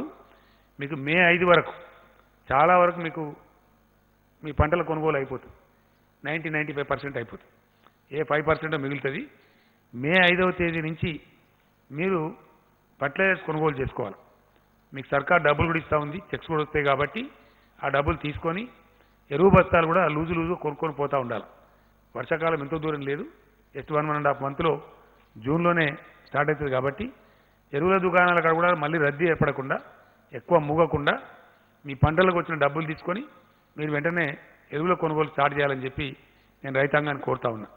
ఆ విధంగా చేసినట్టయితే రద్దీ లేకుండా కొనుక్కొని పోవచ్చు. ఇప్పుడు మన దగ్గర కొన్ని స్టాక్స్ ఉన్నాయి, కొన్ని ఇంకా అరేంజ్మెంట్ జరుగుతూ ఉన్నాయి. ఉన్న స్టాక్స్ అని అవుతూ ఉంటే మళ్ళీ మిగతా స్టాక్స్ కూడా వస్తూ ఉంటాయి. కాబట్టి రైతులు మే నెలలోనే మీకు అవసరమైనటువంటి ఎరువులు, అది డిఏపి కావచ్చు, కాంప్లెక్స్ కావచ్చు, యూరియా కావచ్చు, కొనుగోలు చేసుకోవడం మంచిది. రద్దీ క్రియేట్ కాకుండా, రష్ క్రియేట్ చేయకుండా ఇప్పటి నుంచి కొనుక్కోవడం మంచిది. కాబట్టి చేయమని చెప్పి కోరుతా ఉన్నాం. వ్యవసాయ శాఖకు ఒక ఆదేశం ఇచ్చినాం. ఎందుకంటే ఇప్పటికిప్పుడు మనం ఫంక్షన్స్కి, పెళ్లిళ్ళకి అనుమతులు ఇవ్వం. మే 7 తర్వాత కూడా బహుశా ఇచ్చే అవకాశం ఉండదు. ఎందుకంటే మళ్ళీ ఒక్కసారి అంత ఓపెన్ చేసి ఫ్లడ్డింగ్ చేయం కాబట్టి చెయ్యం. అంటే దాదాపుగా ఇంకో నెల రోజుల దాకా ఫంక్షన్లు ఉండయి, వేడుకలు ఉండయి, ఇవి కూడా ఉండయి. కాబట్టి ఫంక్షన్ హాల్స్ దండిగా ఉన్నాయి మన రాష్ట్రంలో, గోడౌన్స్ తక్కువ ఉన్నాయి. కాబట్టి ఒక్క నెల కోసమే కాబట్టి ఈ ఎరువులను నిల్వ చేయడానికి అన్ని మ్యారేజ్ హాల్స్ను సీజ్ చేసి వాటిని వాడుకోమని జిల్లా కలెక్టర్లకు ఆదేశం ఇచ్చినాం. కాబట్టి ఎక్కడికక్కడనే మండల కేంద్రంలో కానీ, తాలూకా కేంద్రంలో కానీ చాలా ఫంక్షన్ హాల్స్ ఉన్నాయి. అక్కడ పెట్టుకోండి. 15-20 రోజులలో మళ్ళీ మీరు ఆ విధంగా వాడుకోవచ్చు. కాబట్టి వాళ్ళకి ఏదైనా మామూలుగా ఇదేంటండి వచ్చే అవకాశం ఉంది, చెప్తాను. సో అట్లా మనకి ఫంక్షన్ హాల్స్ను తాత్కాలిక గోదాముల కింద వాడుకొని ఫర్టిలైజర్ని ఎక్కడికక్కడ రైతులకు అందజేసే ప్రయత్నాలు చేయాలి. ఆ విధంగా జిల్లా కలెక్టర్లు కూడా చర్యలు తీసుకోవాలని చెప్పి రిక్వెస్ట్ చేసినాం. ఈ విధంగా మనకు చాలా పాజిటివ్ పరిస్థితులు కనపడతా ఉన్నాయి. ఫర్టిలైజర్ కార్పొరేషన్ ఆఫ్ ఇండియా రామగుండంలో యూనిట్ పెడతామన్నప్పుడు మనల్ని కొన్ని వసతులు అడిగారు. మనల్ని ఈక్విటీ పెట్టమన్నారు మన వాటా ధనం కింద. మనం కూడా దాదాపు 150 కోట్ల పైచి 170 కోట్ల వరకు కూడా ఈక్విటీ పెట్టినాం. వాళ్ళకి వాటర్ కనెక్షన్ అంటే ఒక 80 కోట్లు ఖర్చు పెట్టి ఇచ్చినాం. అందులో ఆ ఫ్యాక్టరీలో మన వాటా కూడా ఉంది. ఆ ఫ్యాక్టరీ గురించి ఇక్కడనే మనకు లోకల్గా ఎరువులు దొరికితే చాలా బాధలు తప్పుతాయి కాబట్టి దాన్ని చేయమని చెప్పినాం. బహుశా జూన్లో ఆ ఫ్యాక్టరీ కూడా అందుబాటులోకి వచ్చే అవకాశం ఉంది. వాళ్ళతో ఫర్టిలైజర్ కార్పొరేషన్ ఆఫ్ ఇండియా వాళ్ళతో వ్యవసాయ శాఖ మంత్రి గారే, నిరంజన్ రెడ్డి గారే స్వయంగా మాట్లాడినారు. మోస్ట్ లైక్లీ జూన్లో ఉత్పత్తి ప్రారంభమయ్యే అవకాశం ఉంటుంది. అప్పుడు మనకి ఇంకా కూడా ఎరువుల కొరత బాగా తీరిపోతుంది. ఎక్కడి నుంచో ఉత్తర భారతం నుంచి అక్కడి నుంచి రావడం కాకుండా ఈ విధంగా మన రాష్ట్రం యొక్క ఎరువుల వాడకాన్ని, ముఖ్యంగా యూరియా వాడకానికి అది చాలా మనకు ఉపయోగపడేటువంటి ఆస్కారం ఉంటుంది. ఇట్లా రాష్ట్రాన్ని కాపాడుకుంటూ, అన్ని రంగాలను కూడా కాపాడుకుంటూ, అన్ని రకాల ప్రజలను కాపాడుకుంటూ ముందుకు పోవాల్సిన అవసరం దృష్ట్యా ఇది మనం ఈ రకమైనటువంటి నిర్ణయాలు తీసుకున్నాం, ముందుకు పోతూ ఉన్నాం. కాబట్టి దయచేసి ప్రజలకు నేను పదే పదే విజ్ఞప్తి చేస్తూ ఉన్నా, ఇది ఇంకింత కఠినంగా లాక్డౌన్ అమలు చేయాలి, మరింత కఠినంగా. బయటికి వచ్చే వాళ్ళు రాకండి. ఇప్పటికే చాలా కేసులు పెట్టినారు పోలీసులు, చాలా వాహనాలు సీజ్ చేసినారు. దాదాపు 35-40 వేల వాహనాలు కూడా 50,000 వాహనాలు కూడా సీజ్ చేసినారు. ఎందుకు అనవసరంగా బయటికి రావడం ఎందుకు, ఆ సీజర్ ఎందుకు? కాబట్టి అత్యవసరం ఉన్న వాళ్ళకు ప్రభుత్వమే కొన్ని పాసులు ఇస్తూ ఉన్నారు, కొంత అవకాశం కల్పిస్తూ ఉన్నారు. కాబట్టి దయచేసి ఇళ్ళ నుంచి రాకండి. వ్యాధి మన దగ్గర తగ్గుతున్నా కూడా తగ్గడం లేదు, సమాన స్థాయిలో ఉంది. ఏ మూలకి ఏ విపత్తు వస్తుందో తెలియదు. అనవసరంగా పూసుకుంటే ఇబ్బంది వస్తుంది. ఇలాగ జొమాటో, ఇంకోటి ఏంటది స్విగ్గీ దాన్ని మూసేసినామంటే మాకు సంతోషం లేదు. దాని మీద కూడా ప్రభుత్వానికి వచ్చే ట్యాక్స్ పోతుంది. యాక్చువల్గా వాళ్ళు పోతే సేల్స్ ట్యాక్స్ వస్తుంది మనకి ప్రభుత్వానికి, అది ప్రభుత్వం నష్టపడుతుంది. కానీ మూసిన కారణం ఏంటంటే ఆ ఢిల్లీ ఉదాహరణ చూస్తే భయపడతా ఉంది. అనవసరంగా ఏదో నలుగురికి అంటుకుంటే మళ్ళీ అది 100 మంది 1000 మందికి పోతే చాలా ప్రమాదం వచ్చే ఆస్కారం ఉంటుంది. కాబట్టి ఈ చర్యలు ఎవ్వి ప్రభుత్వం తీసుకున్నా దయచేసి ప్రజల యొక్క క్షేమాన్ని, ప్రజల యొక్క మేలును దృష్టిలో పెట్టుకొని చేస్తారు తప్ప వేరే ఉద్దేశం కాదు. కాబట్టి అందరూ కూడా సహకరించాలి. ఎక్కడైనా నీకేమైనా లోటుపాట్లు ఉన్నట్టయితే, ఇంకా కూడా సహాయం చేరకుండా ఉన్నట్టయితే, ఇంకా కూడా ఏదైనా ప్రభుత్వ సహకారం మీకు అవసరం ఉన్నట్టయితే వెంటనే డయల్ 100కి ఫోన్ చేయండి. మీ దగ్గర ఉండేటువంటి మీ శాసనసభ్యులకు తెలియజేయండి, మీ సర్పంచ్లకు తెలియజేయండి, దాంతోపాటు అధికారులకు తెలియజేయండి, మీ జిల్లా కలెక్టర్ గారు తెలియజేయండి. తప్పకుండా ప్రభుత్వం మీకున్న కష్టాలు తొలగించడానికి అన్ని ప్రయత్నాలు చేస్తుంది. కాబట్టి ఆ రకంగా ముందు పోదాం. ఈ కరోనా బారి నుంచి మనల్ని మనం కాపాడుకుందాం. కాబట్టి ధైర్యంగా ఉంటూ పెద్దలందరూ కూడా ఇప్పటికీ చాలా మంచి పని చేస్తూ ఉన్నారు. చాలా ప్రభుత్వం బాగా చేస్తుందని అభిప్రాయంతో ఉన్నారు. కాబట్టి అదే విధమైనటువంటి ప్రజలు ప్రభుత్వం కలిసి గట్టిగా దీన్ని ఎదుర్కొంటే ఈ ఉత్పాతం నుంచి, ఈ ప్రమాదం నుంచి మనల్ని మనం రక్షించుకోవచ్చు. నేను మళ్ళొక్కసారి గుర్తు చేస్తా ఉన్న ప్రజలకి, దీనికి ఇప్పటికీ ప్రపంచంలో మందు లేదు. ఉపశమన చర్యలకు వాడే హైడ్రాక్సీ క్లోరోక్విన్, జ్వరం తగ్గించడానికి అదే పారాసిటమాల్, టెంపరేచర్ తగ్గించడానికి తప్పితే అజిత్రోమైసిన్ అని ట్యాబ్లెట్లు అవి తప్ప నిర్దిష్టమైనటువంటి మందు దీనికి లేదు. దీని మళ్ళీ నేను మే 5th ఇంకా డీటెయిల్గా చెప్తాను. ఇప్పటిదాకా మందు లేదు. ఇంకా కొన్ని విషయాలు చాలా ఆశ్చర్యంగా ఉన్నాయి. ఎందుకంటే చాలా తమాషా జరగబోద్దని చెప్తా ఉన్నారు. కాబట్టి వ్యవసాయం జరగాల, ఆ వ్యవసాయం కూడా దయచేసి విడివిడిగా ఉండాలా. ఒక మాట చెప్తాను నేను ముగించే ముందు. ఈరోజు ఇండియా 135 కోట్ల జనాభా ఉన్న భారతావనికి అన్నం పెట్టగలిగేటువంటి దేశం ఏదైనా ఉందా ప్రపంచంలో? లేదు. మన పెద్దలు చెప్తారు, పిచ్చి పిచ్చి పనులు చేస్తే దరిద్రం పోతావు, నువ్వు దెబ్బతింటావు, దివాలా అయితే అడుక్కొని తినాలని చెప్తారు. మనం కూడా వ్యవసాయం నిర్లక్ష్యం చేస్తే అడుక్కొని తినాలంటారు. అడుక్కొని తిందామంటే కూడా పెట్టే శక్తి ఉనికి లేదు. అంటే మన వ్యవసాయాన్ని మనం కాపాడుకోవాలి, మన రైతాంగాన్ని కాపాడుకోవాలి. 135 కోట్ల కడుపులు నిండాలి 2 పూటలు అంటే మనకు ఏ దేశానికి కూడా మన తెలంగాణ కంటేనే 100 దేశాలు చిన్నవి ఉన్నాయి ఈ గ్లోబ్ మీద. మనతో పాటు సమానంగా మనకన్నా కొంచెం పెద్దగా ఉన్న దేశం చైనా ఉంది. వాళ్ళ పొట్టలకు వాళ్ళే సరిపోతారు. కాబట్టి మన పొట్టలు మనమే నింపుకోవాలి. అందువల్ల వ్యవసాయానికి ఉన్న ఇంపార్టెన్స్ అది. కాబట్టి వ్యవసాయాన్ని కొనసాగించాలి, వ్యవసాయ పనులు కొనసాగించాలి, దాని అనుబంధ పరిశ్రమలు కూడా కొనసాగించాలి, ఫుడ్ ప్రాసెసింగ్ యూనిట్స్ కూడా కొనసాగించాలి. ఎందువల్ల మనకు ఆహారం అవసరం కాబట్టి. ప్రపంచమే ఇప్పుడు ఆహార విధానంలో ఒడిదుడుకులకు లోనయ్యేటువంటి ఆస్కారం ఉంది. మనం భారతదేశం ఆల్రెడీ సెల్ఫ్ రిలయంట్గా ఉన్నాం. అంటే స్వావలంబన ఫుడ్ సెక్టర్లో, ఆహార నిల్వలలో, ఆహార విధానంలో మనము ఇంకో నడుకుతనే పరిస్థితులు లేం భారతదేశం. అందుకనే మన ప్రధానమంత్రి గారు చెప్పింది కూడా, భారతదేశం ఎట్టి పరిస్థితులలో మనం ఖచ్చితంగా వ్యవసాయం నిర్లక్ష్యం చేయవద్దు, నరేగాను కూడా కలపండి అని చెప్పినాం, భారత ప్రభుత్వాన్ని కోరినాం. ఇందాకనే ప్రైమ్ మినిస్టర్ గారు నాతో మాట్లాడినారు. నేను మళ్ళా కూడా చెప్పినాను. ఇంకో విషయం కూడా ఇక్కడ చెప్పాల్సిన అక్కడ ఉంది. ఆర్థిక పరంగా దేశం ముందుకు రావాలి. సెంట్రల్ బ్యాంకులు, రిజర్వ్ బ్యాంకులు ఏ దేశమైనా పెట్టుకునేది ఎందుకు? ఎట్టి పరిస్థితుల్లో ఇట్లాంటి విపత్తులు వచ్చినప్పుడు, విపత్కర పరిస్థితి వచ్చినప్పుడు పెట్టాల్సిన అవసరం ఉంటుంది. మళ్ళా ఒకసారి నేను అప్పీల్ చేస్తా ఉన్నా భారత ప్రభుత్వానికి, ఈ దేశంలో ఫిస్కల్ పాలసీ మీ చేతుల్లో ఉంది, రాష్ట్రాల చేతుల్లో లేదు.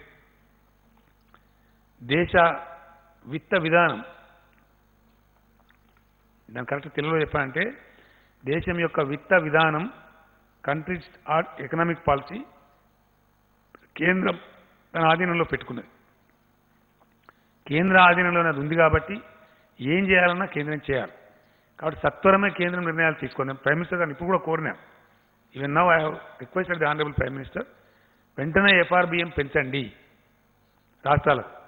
అది మీ మీద పడే భారమేం కాదు, రాష్ట్రాలే తిరిగి తీర్చుకుంటాయి. ఇప్పుడు అవసరం. ఇప్పుడు మేము జీతాలు ఇవ్వలేక బాధపడతా ఉన్నాం, వాళ్ళు అర్ధాకలితో ఉంచుతున్నాం మన ఉద్యోగస్తుల్ని. చాలా కంజెషన్. ఎందుకంటే భవిష్యత్తు ఏందో తెలియదు కాబట్టి చాలా చూసుకొని నడవాల్సి వస్తూ ఉన్నది. అత్యవసర విభాగాలు కొనసాగాల, వాళ్ళు కష్టం రిస్క్ తీసుకొని పనిచేస్తున్నారు కాబట్టి వాళ్ళని కొంచెం ప్రోత్సహించాలా. ఇవన్నీ బ్యాలెన్స్ చేసుకొని పోవాలి. ఇది చాలా కష్టంతో కూడుకున్న పని. కాబట్టి నేను మొన్న చెప్పిన క్వాంటిటేటివ్ ఈజింగ్ హెలికాప్టర్ మనీ అని చెప్పిన. అది కొందరికి అర్థమైంది, కొందరికి అర్థం కాలేదు. ఈ ఎకానమిస్టులు ఉంటారు, ఆర్థిక శాస్త్రవేత్తలు, వీళ్ళు ఒక ముఠా ఉండరు. వాళ్ళకు రకరకాల ఆలోచనలు ఉంటాయి. ఒక ఆయన దాన్ని మించింది లేదని ఇంకొక ఆయన చెప్తున్నారు. కొంతమంది అయితే పనికిరాదని చెప్తున్నారు. వాళ్ళకంతా భిన్న ధృవాలు ఉంటాయి. ఈ పండితులకు పైత్యం ఎక్కువ. వాళ్ళు జనరల్గా ఏంటంటే రకరకాల భిన్న ఆలోచనలు కలిగి ఉండి భిన్నమైనవి చెప్తారు. నేనేమంటున్నా అంటే, నేను ప్రపోజ్ చేసినటువంటి క్వాంటిటేటివ్ ఈజింగ్ కాకపోతే క్వాలిటేటివ్ ఈజింగ్ ఇవ్వండి, ఇంకో రూపం తీసుకోండి. హెలికాప్టర్ మనీ కాకపోతే ఎయిర్ క్రాఫ్ట్ మనీ ఇవ్వండి. కేసీఆర్ చెప్పింది చేయనని లేదు కదా. ఏదో ఒక రూపంలో స్థూలంగా నేను చెప్తున్న అంశం ఏంటంటే, భారతదేశ విత్త విధానం, కంట్రీస్ ఎకనామిక్ పాలసీ కేంద్ర ప్రభుత్వం దగ్గర ఉంది, కేంద్రం ఆధీనంలో ఉంది, రాష్ట్రాలకు దానిలో అధికారం లేదు. కాబట్టి కేంద్రం తక్షణం స్పందించాల్సిన అవసరం ఉంది. ఏ పద్ధతి వీలైతే ఆ పద్ధతి, కేసీఆర్ చెప్పిన పద్ధతి అని అనుకోవడానికి అవసరం లేదు. ఏ పద్ధతి ఉత్తమం అనుకుంటే ఆ పద్ధతిలో రాష్ట్రాలకు అవసరమైన వెసులుబాటు కేంద్రం వెంటనే కల్పించాలి. లేకపోతే ఇబ్బంది వస్తుంది, చాలా ఇబ్బంది వస్తుంది, చాలా ఘోరమైన పరిస్థితులు ఏర్పడే అవకాశం ఉంటుంది, ఒక అరాచకం ఏర్పడే అవకాశం ఉంటుంది. కాబట్టి కేంద్రం ఇంకా తాత్సారం చేయకుండా మేము ఎక్స్పెక్ట్ చేస్తున్నాం. ప్రైమ్ మినిస్టర్ గారు కూడా నాకు ఇప్పుడు ఆశాభంగానే మాట్లాడినారు. చేస్తున్నాం, మా ప్రయత్నం అంతా మేము చేస్తున్నాం వారు కూడా చెప్పారు. చాలా పాజిటివ్ నిర్ణయాలు కేంద్రం నుంచి వస్తాయనే మేము ఆశతో ఉన్నాం, ఎదురు చూస్తూ ఉన్నాం. ఆ విధంగా చూద్దాం పరిస్థితులు ఏ విధంగా వస్తాయో, దాన్ని బట్టి ముందు ముందు మనం కూడా నిర్ణయాలు తీసుకుంటాం. Thank you. ఆయన కానీ కదా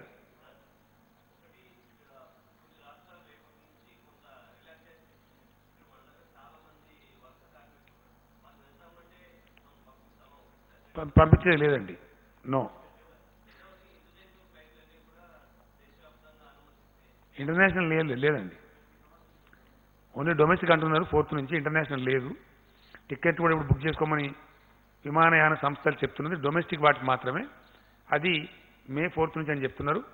మా దగ్గర May 4th కూడా మేము అనుమతించాం ఎట్టి పరిస్థితులలో. ఓన్లీ ఆఫ్టర్ May 7th, అది May 5th తర్వాత. విమాన ప్రయాణికులకు మేము మనవి చేస్తూ ఉన్నాం, హైదరాబాద్ రాకండి, కష్టాలు కొని తెచ్చుకోకండి. You can come, but you can only come after May 7th, after relaxation by the state government.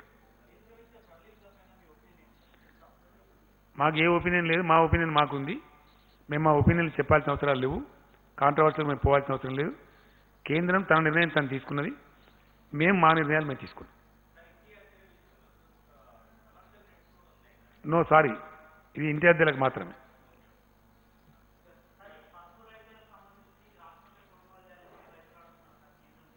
గతంలో ఎప్పుడు కొనుగోలు చేయలేదు, అది అంతా భారీ పంట కాదు, అది పరిశీలిస్తాం. Wheel examine.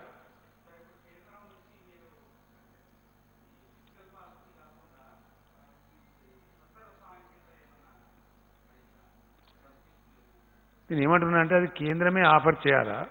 వాళ్ళు ఏం చేసిందంటే నేరుగా ముందు ఒక 1,70,000 crores ప్యాకేజ్ ప్రకటించి ఇచ్చినారు. ఏ రకరకాల పద్ధతిలో ఇచ్చినారు. జన్ధన్ ఖాతా ఉన్న ఒక 500 రూపీస్ వేయటం, బియ్యం ఇవ్వటం, ఇట్లాంటి కొన్ని కార్యక్రమాలు చేసినారు. ప్రధానమంత్రి గారు స్వయంగా చెప్పినారు, పథకాలు కలిపి ఇవ్వండి, ఇందులో పోటీ అవసరం లేదు, డబ్బు దుబారా వద్దు, ఎంత అవసరమో అంత ఇవ్వండి అని చెప్పినారు. మొత్తానికి జరుగుతూ ఉంది. మేమేమంటున్నామంటే అది పేదలను ఆదుకోవడానికి, అనుకోకుండా వచ్చిన ఉత్పాతాన్ని ఆదుకోవడానికి, తాత్కాలిక ఉపశమన చర్యలకి అది దోహదపడుతుంది. ఇప్పుడు సపోజ్ మేము ఇస్తున్నాం, బియ్యం ఇస్తున్నాం, 12 కిలోలు ఫ్రీగా ఇస్తున్నాం, ఒక 1,500 రూపాయలు ఇస్తున్నాం. అది మినిమం గ్యారెంటీ, కనీసం కూరో కాయో పప్పో పులుసో తినడానికి ఉపయోగిస్తుంది, మొత్తానికి కాదు. మొత్తానికి జరగాలంటే రాష్ట్రాలు ఆర్థికంగా పటిష్టంగా ఉండాలి, ఉంటే పాలసీలు కరెక్ట్ చేయగలుగుతారు. సపోజ్ మిమ్మల్ని అడిగింది ఏంటంటే, ఫర్ ఎగ్జాంపుల్ మేము ధాన్యం కొంటున్నప్పుడు రైతు దగ్గర నుంచి, దాన్ని మేము మొత్తం ఇవ్వలేం, వరి ధాన్యం మేరకు ఎఫ్సీఐకి ఇస్తే ఎఫ్సీఐ వాళ్ళు ధాన్యం తీసుకోరు, బియ్యం తీసుకుంటారు మన దగ్గర. దాని కస్టమైజ్డ్ మిల్లింగ్ ఎఫ్సీఐకి ఏ గ్రేడ్లో అవసరం ఉంటుందో ఆ స్థాయికి మిల్లింగ్ చేసి మనం ఇవ్వాలి. ఇదంతా ప్రాసెస్. ఇదంతా అయిపోయి చివరి రూపాయి మనకు రావడానికి ఎఫ్సీఐకి మనం ఇస్తే, ఎఫ్సీఐ మనకిచ్చే ఈ మధ్యలో ఒక 4, 5, 6 నెలలు పడుతుంది. ఇంత స్పీడ్గా చేసినా కూడా పడితే ఆ టైంలో వచ్చే ఇంట్రెస్ట్ ఏదైతే ఉంటుందో ఈ అప్పు మీద, అది రాష్ట్ర ప్రభుత్వం మీద పడుతుంది. దాన్ని మాఫీ చేయండి అని అడిగినాం మనం. అది భారం కానియకండి రాష్ట్రం మీద, దాన్ని మాఫీ చేయండి, ఆదేశం ఇవ్వండి, మీరు ఆర్బీఐ ద్వారా బ్యాంకులకు ఆర్డర్స్ ఇవ్వండి అని అడిగినాం. అదేం గొంతెమ్మ కోరిక కాదు కదా, కేంద్రం చేయవచ్చు. నేను ప్రైమ్ మినిస్టర్ గారు అదే చెప్పిన, క్వాంటిటేటివ్ ఈజింగ్, హెలికాప్టర్ మనీ అట్లా పెట్టినా ఇవన్నీ చేయొచ్చు కదా అర్జెంటుగా. రాష్ట్రాల యొక్క రుణ పరిమితి పెంచవచ్చు, నథింగ్ ప్రివెంట్స్. ఇట్లాంటి నేను చెప్పినటువంటి వాటి సడలింపులు ఇవ్వవచ్చు, నథింగ్ ప్రివెంట్స్. మేము ఇంకోటి అడిగినాం, ఈ 6 months ఎకానమీ దెబ్బతింటాం కాబట్టి first quarter of 2021 and second quarter మేము రాష్ట్ర ప్రభుత్వాలు చెల్లించే అప్పులు ఉన్నాయి. అందులో మేము 2 రకాల అప్పులు ఉంటాయి మాకు. కేంద్రానికి రిజర్వ్ బ్యాంక్ పూచి ఉండి ఇచ్చినటువంటి అప్పులు ఉంటాయి. దాన్ని ఎఫ్ఆర్బిఎం లోన్స్ అంటారు. అదర్ దాని ఎఫ్ఆర్బిఎం లోన్స్ మా జిఎస్డిపి అగ్నెస్ట్గా మేము తీసుకునేవి ఉంటాయి. సపోజ్ మనం కాళేశ్వరం ప్రాజెక్ట్ తెచ్చుకున్నాం, బాలమూలు తెచ్చుకున్నాం, ఆర్ఈసీ నుంచి కానీ పిఎఫ్సి నుంచి కానీ తెచ్చుకున్నాం. వాటిని డిఫర్మెంట్ అడిగినాం. వాటిని ఏమడిగినామంటే వాయిదా వేయించండి అని అడిగినాం. వాయిదా వేయించే అధికారం మాకుంటే మేమే డీల్ చేసుకున్నాం ఆ సంస్థలతో. అధికారం మాకు లేదు. ఆ పాలసీ సెంటర్ తన దగ్గర పెట్టుకున్నది. కాబట్టి సెంటర్ హ్యాస్ టు ఇంటర్వ్యూన్ అని చేయాలని చెప్పినాం. ఇట్లాంటి అయినా సరే తొందరగా చేయాలని మేము కోరుతున్నాం. మల్లేశం గారు, ఎఫ్ఆర్బిఎం కానీ ఈ రకమైనటువంటి ఖచ్చితంగా ఎట్టి పరిస్థితుల్లో చేయాలని చెప్పి కోరుతున్నాం. మేము నథింగ్ రాంగ్ కదా. ఇది కేంద్రం మీద పడే భారం ఏం లేదు. భారం మా మీదనే పడుతుంది, రాష్ట్రాల మీదనే పడుతుంది. వాళ్ళు they have nothing to lose. కాబట్టి they can easily do it. ఇవైనా సరే తాత్సారం చేయకుండా, ఆలస్యం చేయకుండా మీరు చెయ్యండి అని ఇంతకుముందే జస్ట్ హాఫ్ అన్ అవర్ బిఫోరే నేను ప్రైమ్ మినిస్టర్ గారిని మళ్ళీ ఒకసారి రిపీటెడ్ కోరినాను.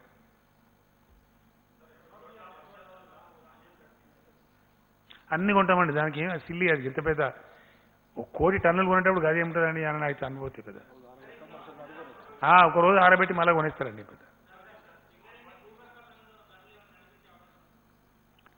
నాకు తెలిసి లిమిటెడ్గా నడుస్తున్నట్టున్నాయి. దానిలో చూడలేదు, దాన్ని పరిశీలన చేయాలి పెద్ద. నాకు ఐడియా లేదు. చేయమండి, అవసరం లేదు. ఎందుకంటే ఇష్టమైన అడగోలుగా చేస్తే నేను మొన్న కూడా చెప్పినా మళ్ళీ కూడా చెప్తాను. టెస్టులకు సంబంధించి ఆల్ ఇండియా యావరేజ్ కంటే మనం చాలా హెడ్ ఉన్నాం. వ్యాధి విస్తరణకు సంబంధించి మనం ఎక్కువ ఉన్నాం, మనం మంచిగా ఉన్నాం. అవన్నీ ఇచ్చిన మీకు వివరాలు మీ పేపర్లో ఉన్నాయి. ఆ క్వశ్చన్లు రావద్దని మీకు పేపర్లు ఇచ్చినాం మేము. డెత్ రేట్లో కూడా మనం చాలా మెరుగ్గా ఉన్నాం. కాబట్టి ఏది పడితే అది అడగోలుగా చేసి ప్రైవేట్కి ఇచ్చి ఇటు ఇచ్చి కొంతమంది కొన్ని అభిప్రాయాలు ఉన్నాయి. కాబట్టి మేము మా కంట్రోల్లోనే ఉంచుకోవాల్సింది. ఇది ప్రత్యేకమైన పరిస్థితి. ఎందుకు మేము గచ్చిబౌలి అర్జెంటుగా 1500 హాస్పిటల్ ఎందుకు తయారు చేసినాం? మాకైతే చాలా నియంత్రణ ఉంటుంది, కంట్రోల్ ఉంటుంది. ఒక్క చెమికల్ 12 వాళ్ళు అంటారు చూడండి మన ఊళ్ళల్లో. అప్పుడు ఏమైందంటే తెలుస్తుంది మనకి ఏం జరుగుతుంది, స్టేటస్ ఏంది, కరెక్ట్ ఏంది, మంచి ఏంది, చెడ్డ ఏంది, కంట్రోల్ ఉంటుంది. మా శక్తి మించినప్పుడు తప్పకుండా ప్రైవేట్ ఇన్వాల్వ్ చేస్తాం. ఇలా 1500 పర్ డే టెస్టింగ్ కెపాసిటీ ఉంది మనకి. ఇనిషియల్గా ఉన్నట్టు లేము. కాబట్టి ఖచ్చితంగా గవర్నమెంట్లోనే టెస్టులు జరుగుతాయి, గవర్నమెంట్లోనే జరుగుతుంది. అత్యవసరం అయితే తప్ప అటువంటిది అవసరం లేదు మనకి ప్రస్తుతానికి. అవసరమైనప్పుడు తప్పకుండా ఆలోచన చేస్తాం. ఒక్కరండి.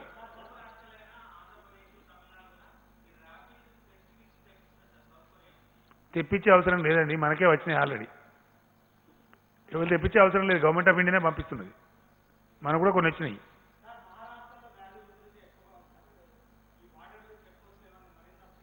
చేసినాం, ఆల్రెడీ చేసినాం. మనకంటే ఎక్కువ ప్రజలే చేసినారు. వాళ్ళకి దండం పెట్టాలి. ఎందుకంటే అన్ని గ్రామాల ప్రజలు కూడా రోడ్లను తవ్వేసిందండి, మాకు రావద్దని చెప్పి. ఇంకా తమాషా ఏంటంటే హైదరాబాద్ నుంచి పోతే ఊళ్ళో కూడా ఊరు వ్యక్తులను కూడా రాణిస్తలేరు. మీకు కూడా తెలిసి ఉంటాయి కొన్ని ఉదంతాలు. అంత కఠినంగా ఉన్నాయి గ్రామాలు. బాగా నియంత్రణ పాటిస్తున్నారు వాళ్ళు.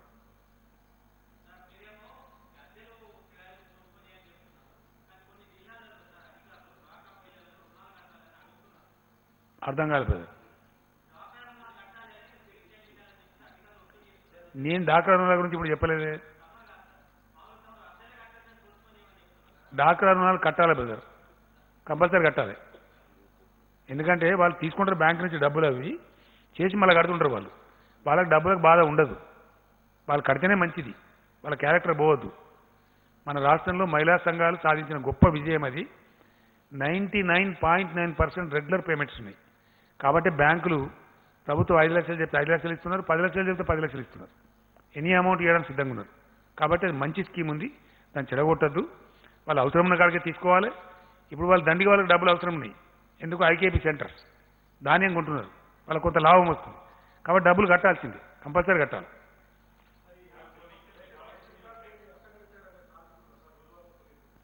నేనేం చెప్తున్నా అంటే ఎవరన్నా ఇబ్బంది ఉంటే, మేమందరిని ఆదుకుంటున్నాం, ఇబ్బంది ఉంటే ప్లీజ్ డయల్ 100. రైట్? ఏందండి ఏ విషయంలో తప్పట్టిందండి? ఏ దానిలో? వాళ్ళు ప్రభుత్వానికి వచ్చినప్పుడు చాలా గొప్పగా చేయమని చెప్తామండి. గరీబ్ వాళ్ళు ఎందుకంటే అనవసరం వాళ్ళకి. ఏం అర్థం పర్థం ఉండాలి కదా మాట్లాడడానికి. ఇప్పుడు ఇన్ని మీకు చెప్పి మీకు ఇచ్చిన కాగితం ఉంది కదండి, దట్ ఇస్ అఫిషియల్ రికార్డ్. మీకు ఇచ్చిన కాగితం ఏదైతే ఉందో that's official record. All India గురించి అయితే మేము తప్పు చెప్పలేం కదా, మేము చెప్తాం అనుకుంటారా? We are ahead of all India average. We are much better than so many states. ఈ గవర్నమెంట్ యొక్క పనితనానికి గది నిదర్శనం. ఎవరో అపోజిషన్ ఏం అపోజిషన్ ఉన్నారు.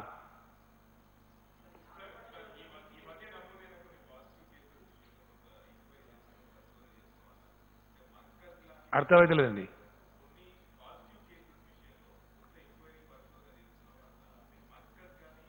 ఏం పరిశోధన లేదు.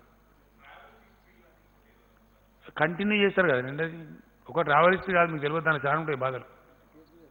ప్రతి కేసుకు చేస్తారు అది, ఎవ్రీ కేసు. ఏడ తిన్నాడు, ఎవరింటికి పోయిండు, ఏం తిన్నాడు, హోటల్లో తిన్నాడా, ఏ గ్లాసులో మంచినీళ్ళు దాన్ని కూడా చూస్తారు. అది ఇంకొంత మనకు అంటుకుంటారు కదా. చాలా స్ట్రిక్ట్ మెజర్స్ ఉంటాయి, అవి చాలా కఠినంగా చేస్తారు. దానిలో అనుమానమే అవసరం లేదు దయచేసి. ఎవరన్నా కానివ్వండి, అనుమానితులు ఉంటే ఖచ్చితంగా చేస్తారు. పాజిటివ్ వచ్చిన కేసులను అయితే వదలరు. కంపల్సరీ వాళ్ళ సరౌండింగ్స్, వాళ్ళ కథ, కంటైన్మెంట్లో చాలా స్ట్రిక్ట్గా ఉంటారు. నేను ఎందుకు చెప్తున్నాను దయచేసి మీరు అర్థం చేసుకోవాల్సి ఇక్కడ ఏంటంటే పాయింట్, వ్యాధి ఇక్కడ ఉన్నది ఏం తెలుస్తున్నానండి. సింపుల్ ఇష్యూ, చాలా సింపుల్. మనం సింప్లిఫై చేద్దాం. మీరు మంచికి వచ్చిన అడిగింది, నేను మంచి జవాబు చెప్తాను. ఇక ప్రజలకు పోతుంది, ప్రజలకు పోవాలి నేను కోరుకుంటున్నాను. బోరు కొట్టినా సరే నేను మళ్ళీ రిపీట్ చేస్తాను. ప్రపంచంలో ఇప్పటికీ దీనికి సరి అయిన మందు లేదు. ఇది గ్యారెంటీ. వ్యాక్సిన్ కానీ అంత ఈజీగా తయారు కాదు, అది టైం టేకింగ్, అంత సులభం కాదు. అయితే మనం అరికట్టగలిగేది ఏంది? కేంద్రం కానీ రాష్ట్రం కానీ ఇంకోలు కానీ ఏంది అంటే వ్యాధి ఉధృతిని ఒకటేసారి వేల లక్షల మందికి సోకకుండా, ఒకటేసారి వేల లక్షల మరణాలు సంభవించకుండా అరికట్టగలుగుతాం. ఆ అరికట్టడానికి మన దగ్గర భారతదేశంలో ఉండే ఒకటే ఒక ఆయుధం లాక్డౌన్. ఒకటే ఆయుధం, మనకి ఇంకా ఆయుధం లేదు. నేను పదే చెప్తా ఉన్నా, దాన్ని ప్రజలు అర్థం చేసుకుంటున్నారు. ఇంకా వేరే మార్గము, వేరే గత్యంతరం లేదు. వైద్య విధానంలో ఇప్పటి వరకు ఉన్న ఉపశమన చర్యలే తప్ప వ్యాధి నిర్మూలన కోసం వాడే మందులు లేవు. అంటే వ్యాధి మనకు అంటుకోకుండా మనం కాపాడుకోవాలి అంతే. ఇక నేను స్వీయ నియంత్రణ, స్వీయ అంటే వ్యక్తిగత నియంత్రణ. ఏ వ్యక్తికి ఆ వ్యక్తి నేను కరోనా గురి కావద్దు అని మనసులో అనుకుంటే అయిపోయాయి. ఈచ్ పర్సన్, ఏ కుటుంబానికి ఆ కుటుంబం, ఏ ఊరికి ఆ ఊరు, ఏ బస్తికి ఆ బస్తి. ఇంతకు మించిన మందు, ఇంతకు మించిన ఆయుధం మన దగ్గర లేదు. 100% సమాజం కనుక ప్రతిజ్ఞ తీసుకుంటే 100% అరికట్టవచ్చు. ఫర్ ఎగ్జాంపుల్ కొన్ని దేశాలు ఉన్నవి, వాళ్ళు స్ట్రిక్ట్గా ఉన్నారు, అక్కడ వ్యాధి ఉధృతిని అరికట్టారు, they are successful. For example ఎవరైతే నిర్లక్ష్యం చేసినారో వాళ్ళు ఏదో పే చేస్తున్నారు. యూరోపియన్ కంట్రీస్ 2-3 కంట్రీస్ మనం వింటున్నాం, మీరు చూస్తున్నారు. నేను ఇందాక చెప్పిన మన దగ్గర 2.44 ఉంది డెత్ రేట్ మన తెలంగాణ అని చెప్పి. కొన్ని దేశాలు 14% ఉన్నాయి, 10%లో ఉన్నాయి, 13%లో ఉన్నాయి. వాళ్ళ కారణం ఏంటంటే నెగ్లెక్ట్ చేసిన వాళ్ళు, మేల్కోలే, ఏమవుతుందిలే అని అనుకున్నారు. ఒక్కడేసారి విజృంభించింది. మొన్న ఒక ఫ్రెండ్ చెప్తున్నాడు నాకు, అమెరికాలో ఒక ఇంట్లో అన్నోన్ డెడ్ బాడీస్ 27 ఉన్నాయి ఒకటే ఇంట్లో. అది ఎంత విషాదం! అది మనుషుల శవాలనా? మున్సిపాలిటీ కుక్కల కన్నా అధ్వానం అయిపోయాయి. ఎవడో గుర్తుపట్టలేని స్థితిలో అంత అధ్వానంగా, అటువంటి దైన్యమైన చావులు రాకూడదు మనుషులకు. అటువంటి స్థితి రావద్దంటే మన చేతిలో ఉన్న ఏకైక ఆయుధం లాక్డౌన్, వ్యక్తిగత నియంత్రణ, కుటుంబ నియంత్రణ, మనకు మనమే. ఇప్పుడు ఫర్ ఎగ్జాంపుల్ చెప్తాను కదా, దయచేసి అనుకోవద్దు. కొంతమంది దుర్మార్గం చేస్తున్నారు అక్కడక్కడ, కొంతమంది పిచ్చిపాలు బాధితారహితంగా చేస్తారు.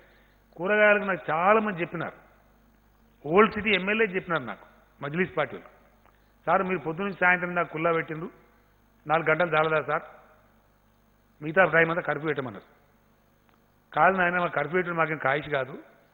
ఉద్దేశం ఏంది? ఎక్కువ పీరియడ్ ఉంటే స్టాగర్ అవుతారు, కానీ ఒకటేసారి గుంపులు చేరరు. ఆ వెసులుబాటు ప్రజలకు ఉండాలి, ఒకటేసారి పోయి అక్కడ పడద్దు షాపుల మీద అని మనం ఉదయం నుంచి సాయంత్రం దాకా పెట్టుకున్నాం. 7 o'clock నుంచి కర్ఫ్యూ పెట్టుకున్నాం.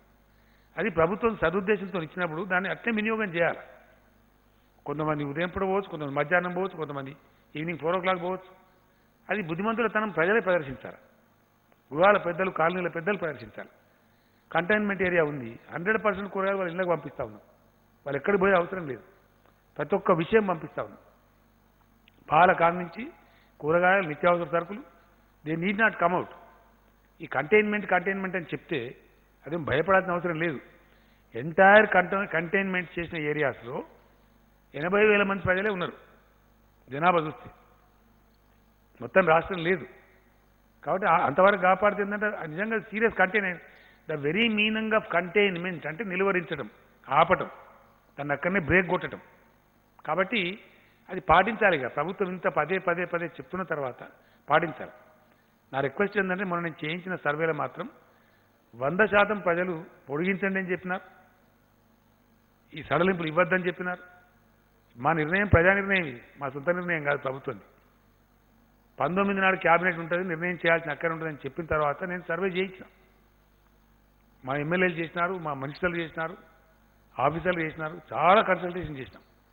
మెజారిటీ అభిప్రాయం, చాలామంది జర్నలిస్ట్ మిత్రులు చాలామంది చెప్పినారు ఖచ్చితంగా కంటిన్యూ చేయండి సార్, మరి రిస్క్ వద్దని కూడా చెప్పినారు. మాకేమి ప్రజలు ఇబ్బంది పెట్టడం ఇష్టం ఉంటుందా?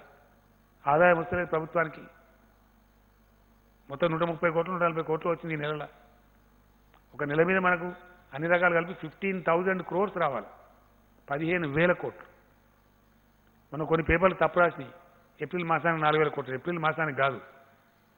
మనకు మామూలుగా వచ్చేదే మన సొంతమే 12,000 కోట్లు.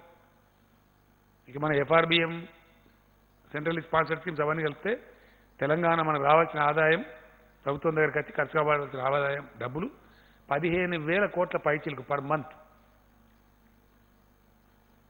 అందులో మన సొంత రాబడి అయితే ఓన్లీ 130-140 కోట్లు దాటలేదు.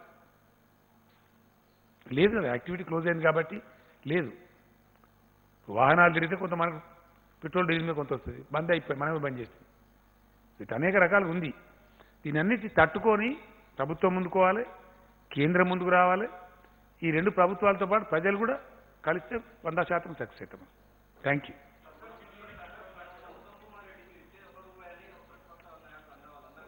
ఈ గాల గురించి నేను మాట్లాడదలుచుకోలేదండి. నేనేమంటే మేము మాట్లాడదలుచుకోలేదండి, నో కామెంట్స్. క్యూ కాయకే వస్తా అదేం లేదు బ్రదర్, అన్ని అంతరా control. Old city new city ఏం తేడా లేదు, అంతరా కంట్రోల్నే ఉంది. కంటైన్మెంట్ ఎవరు ఉల్లంఘించినా చాలా తీవ్ర చర్యలు ఉంటాయి. No exemption for any religion, anybody, no. లేదండి, ఏం ఆలోచించలేదు. Only May 5th we will take a call on May 5th. May 5th నాటికి ఉండే పరిస్థితులను పట్టి ఆ రోజు నిర్ణయం చేద్దాం. Thank you.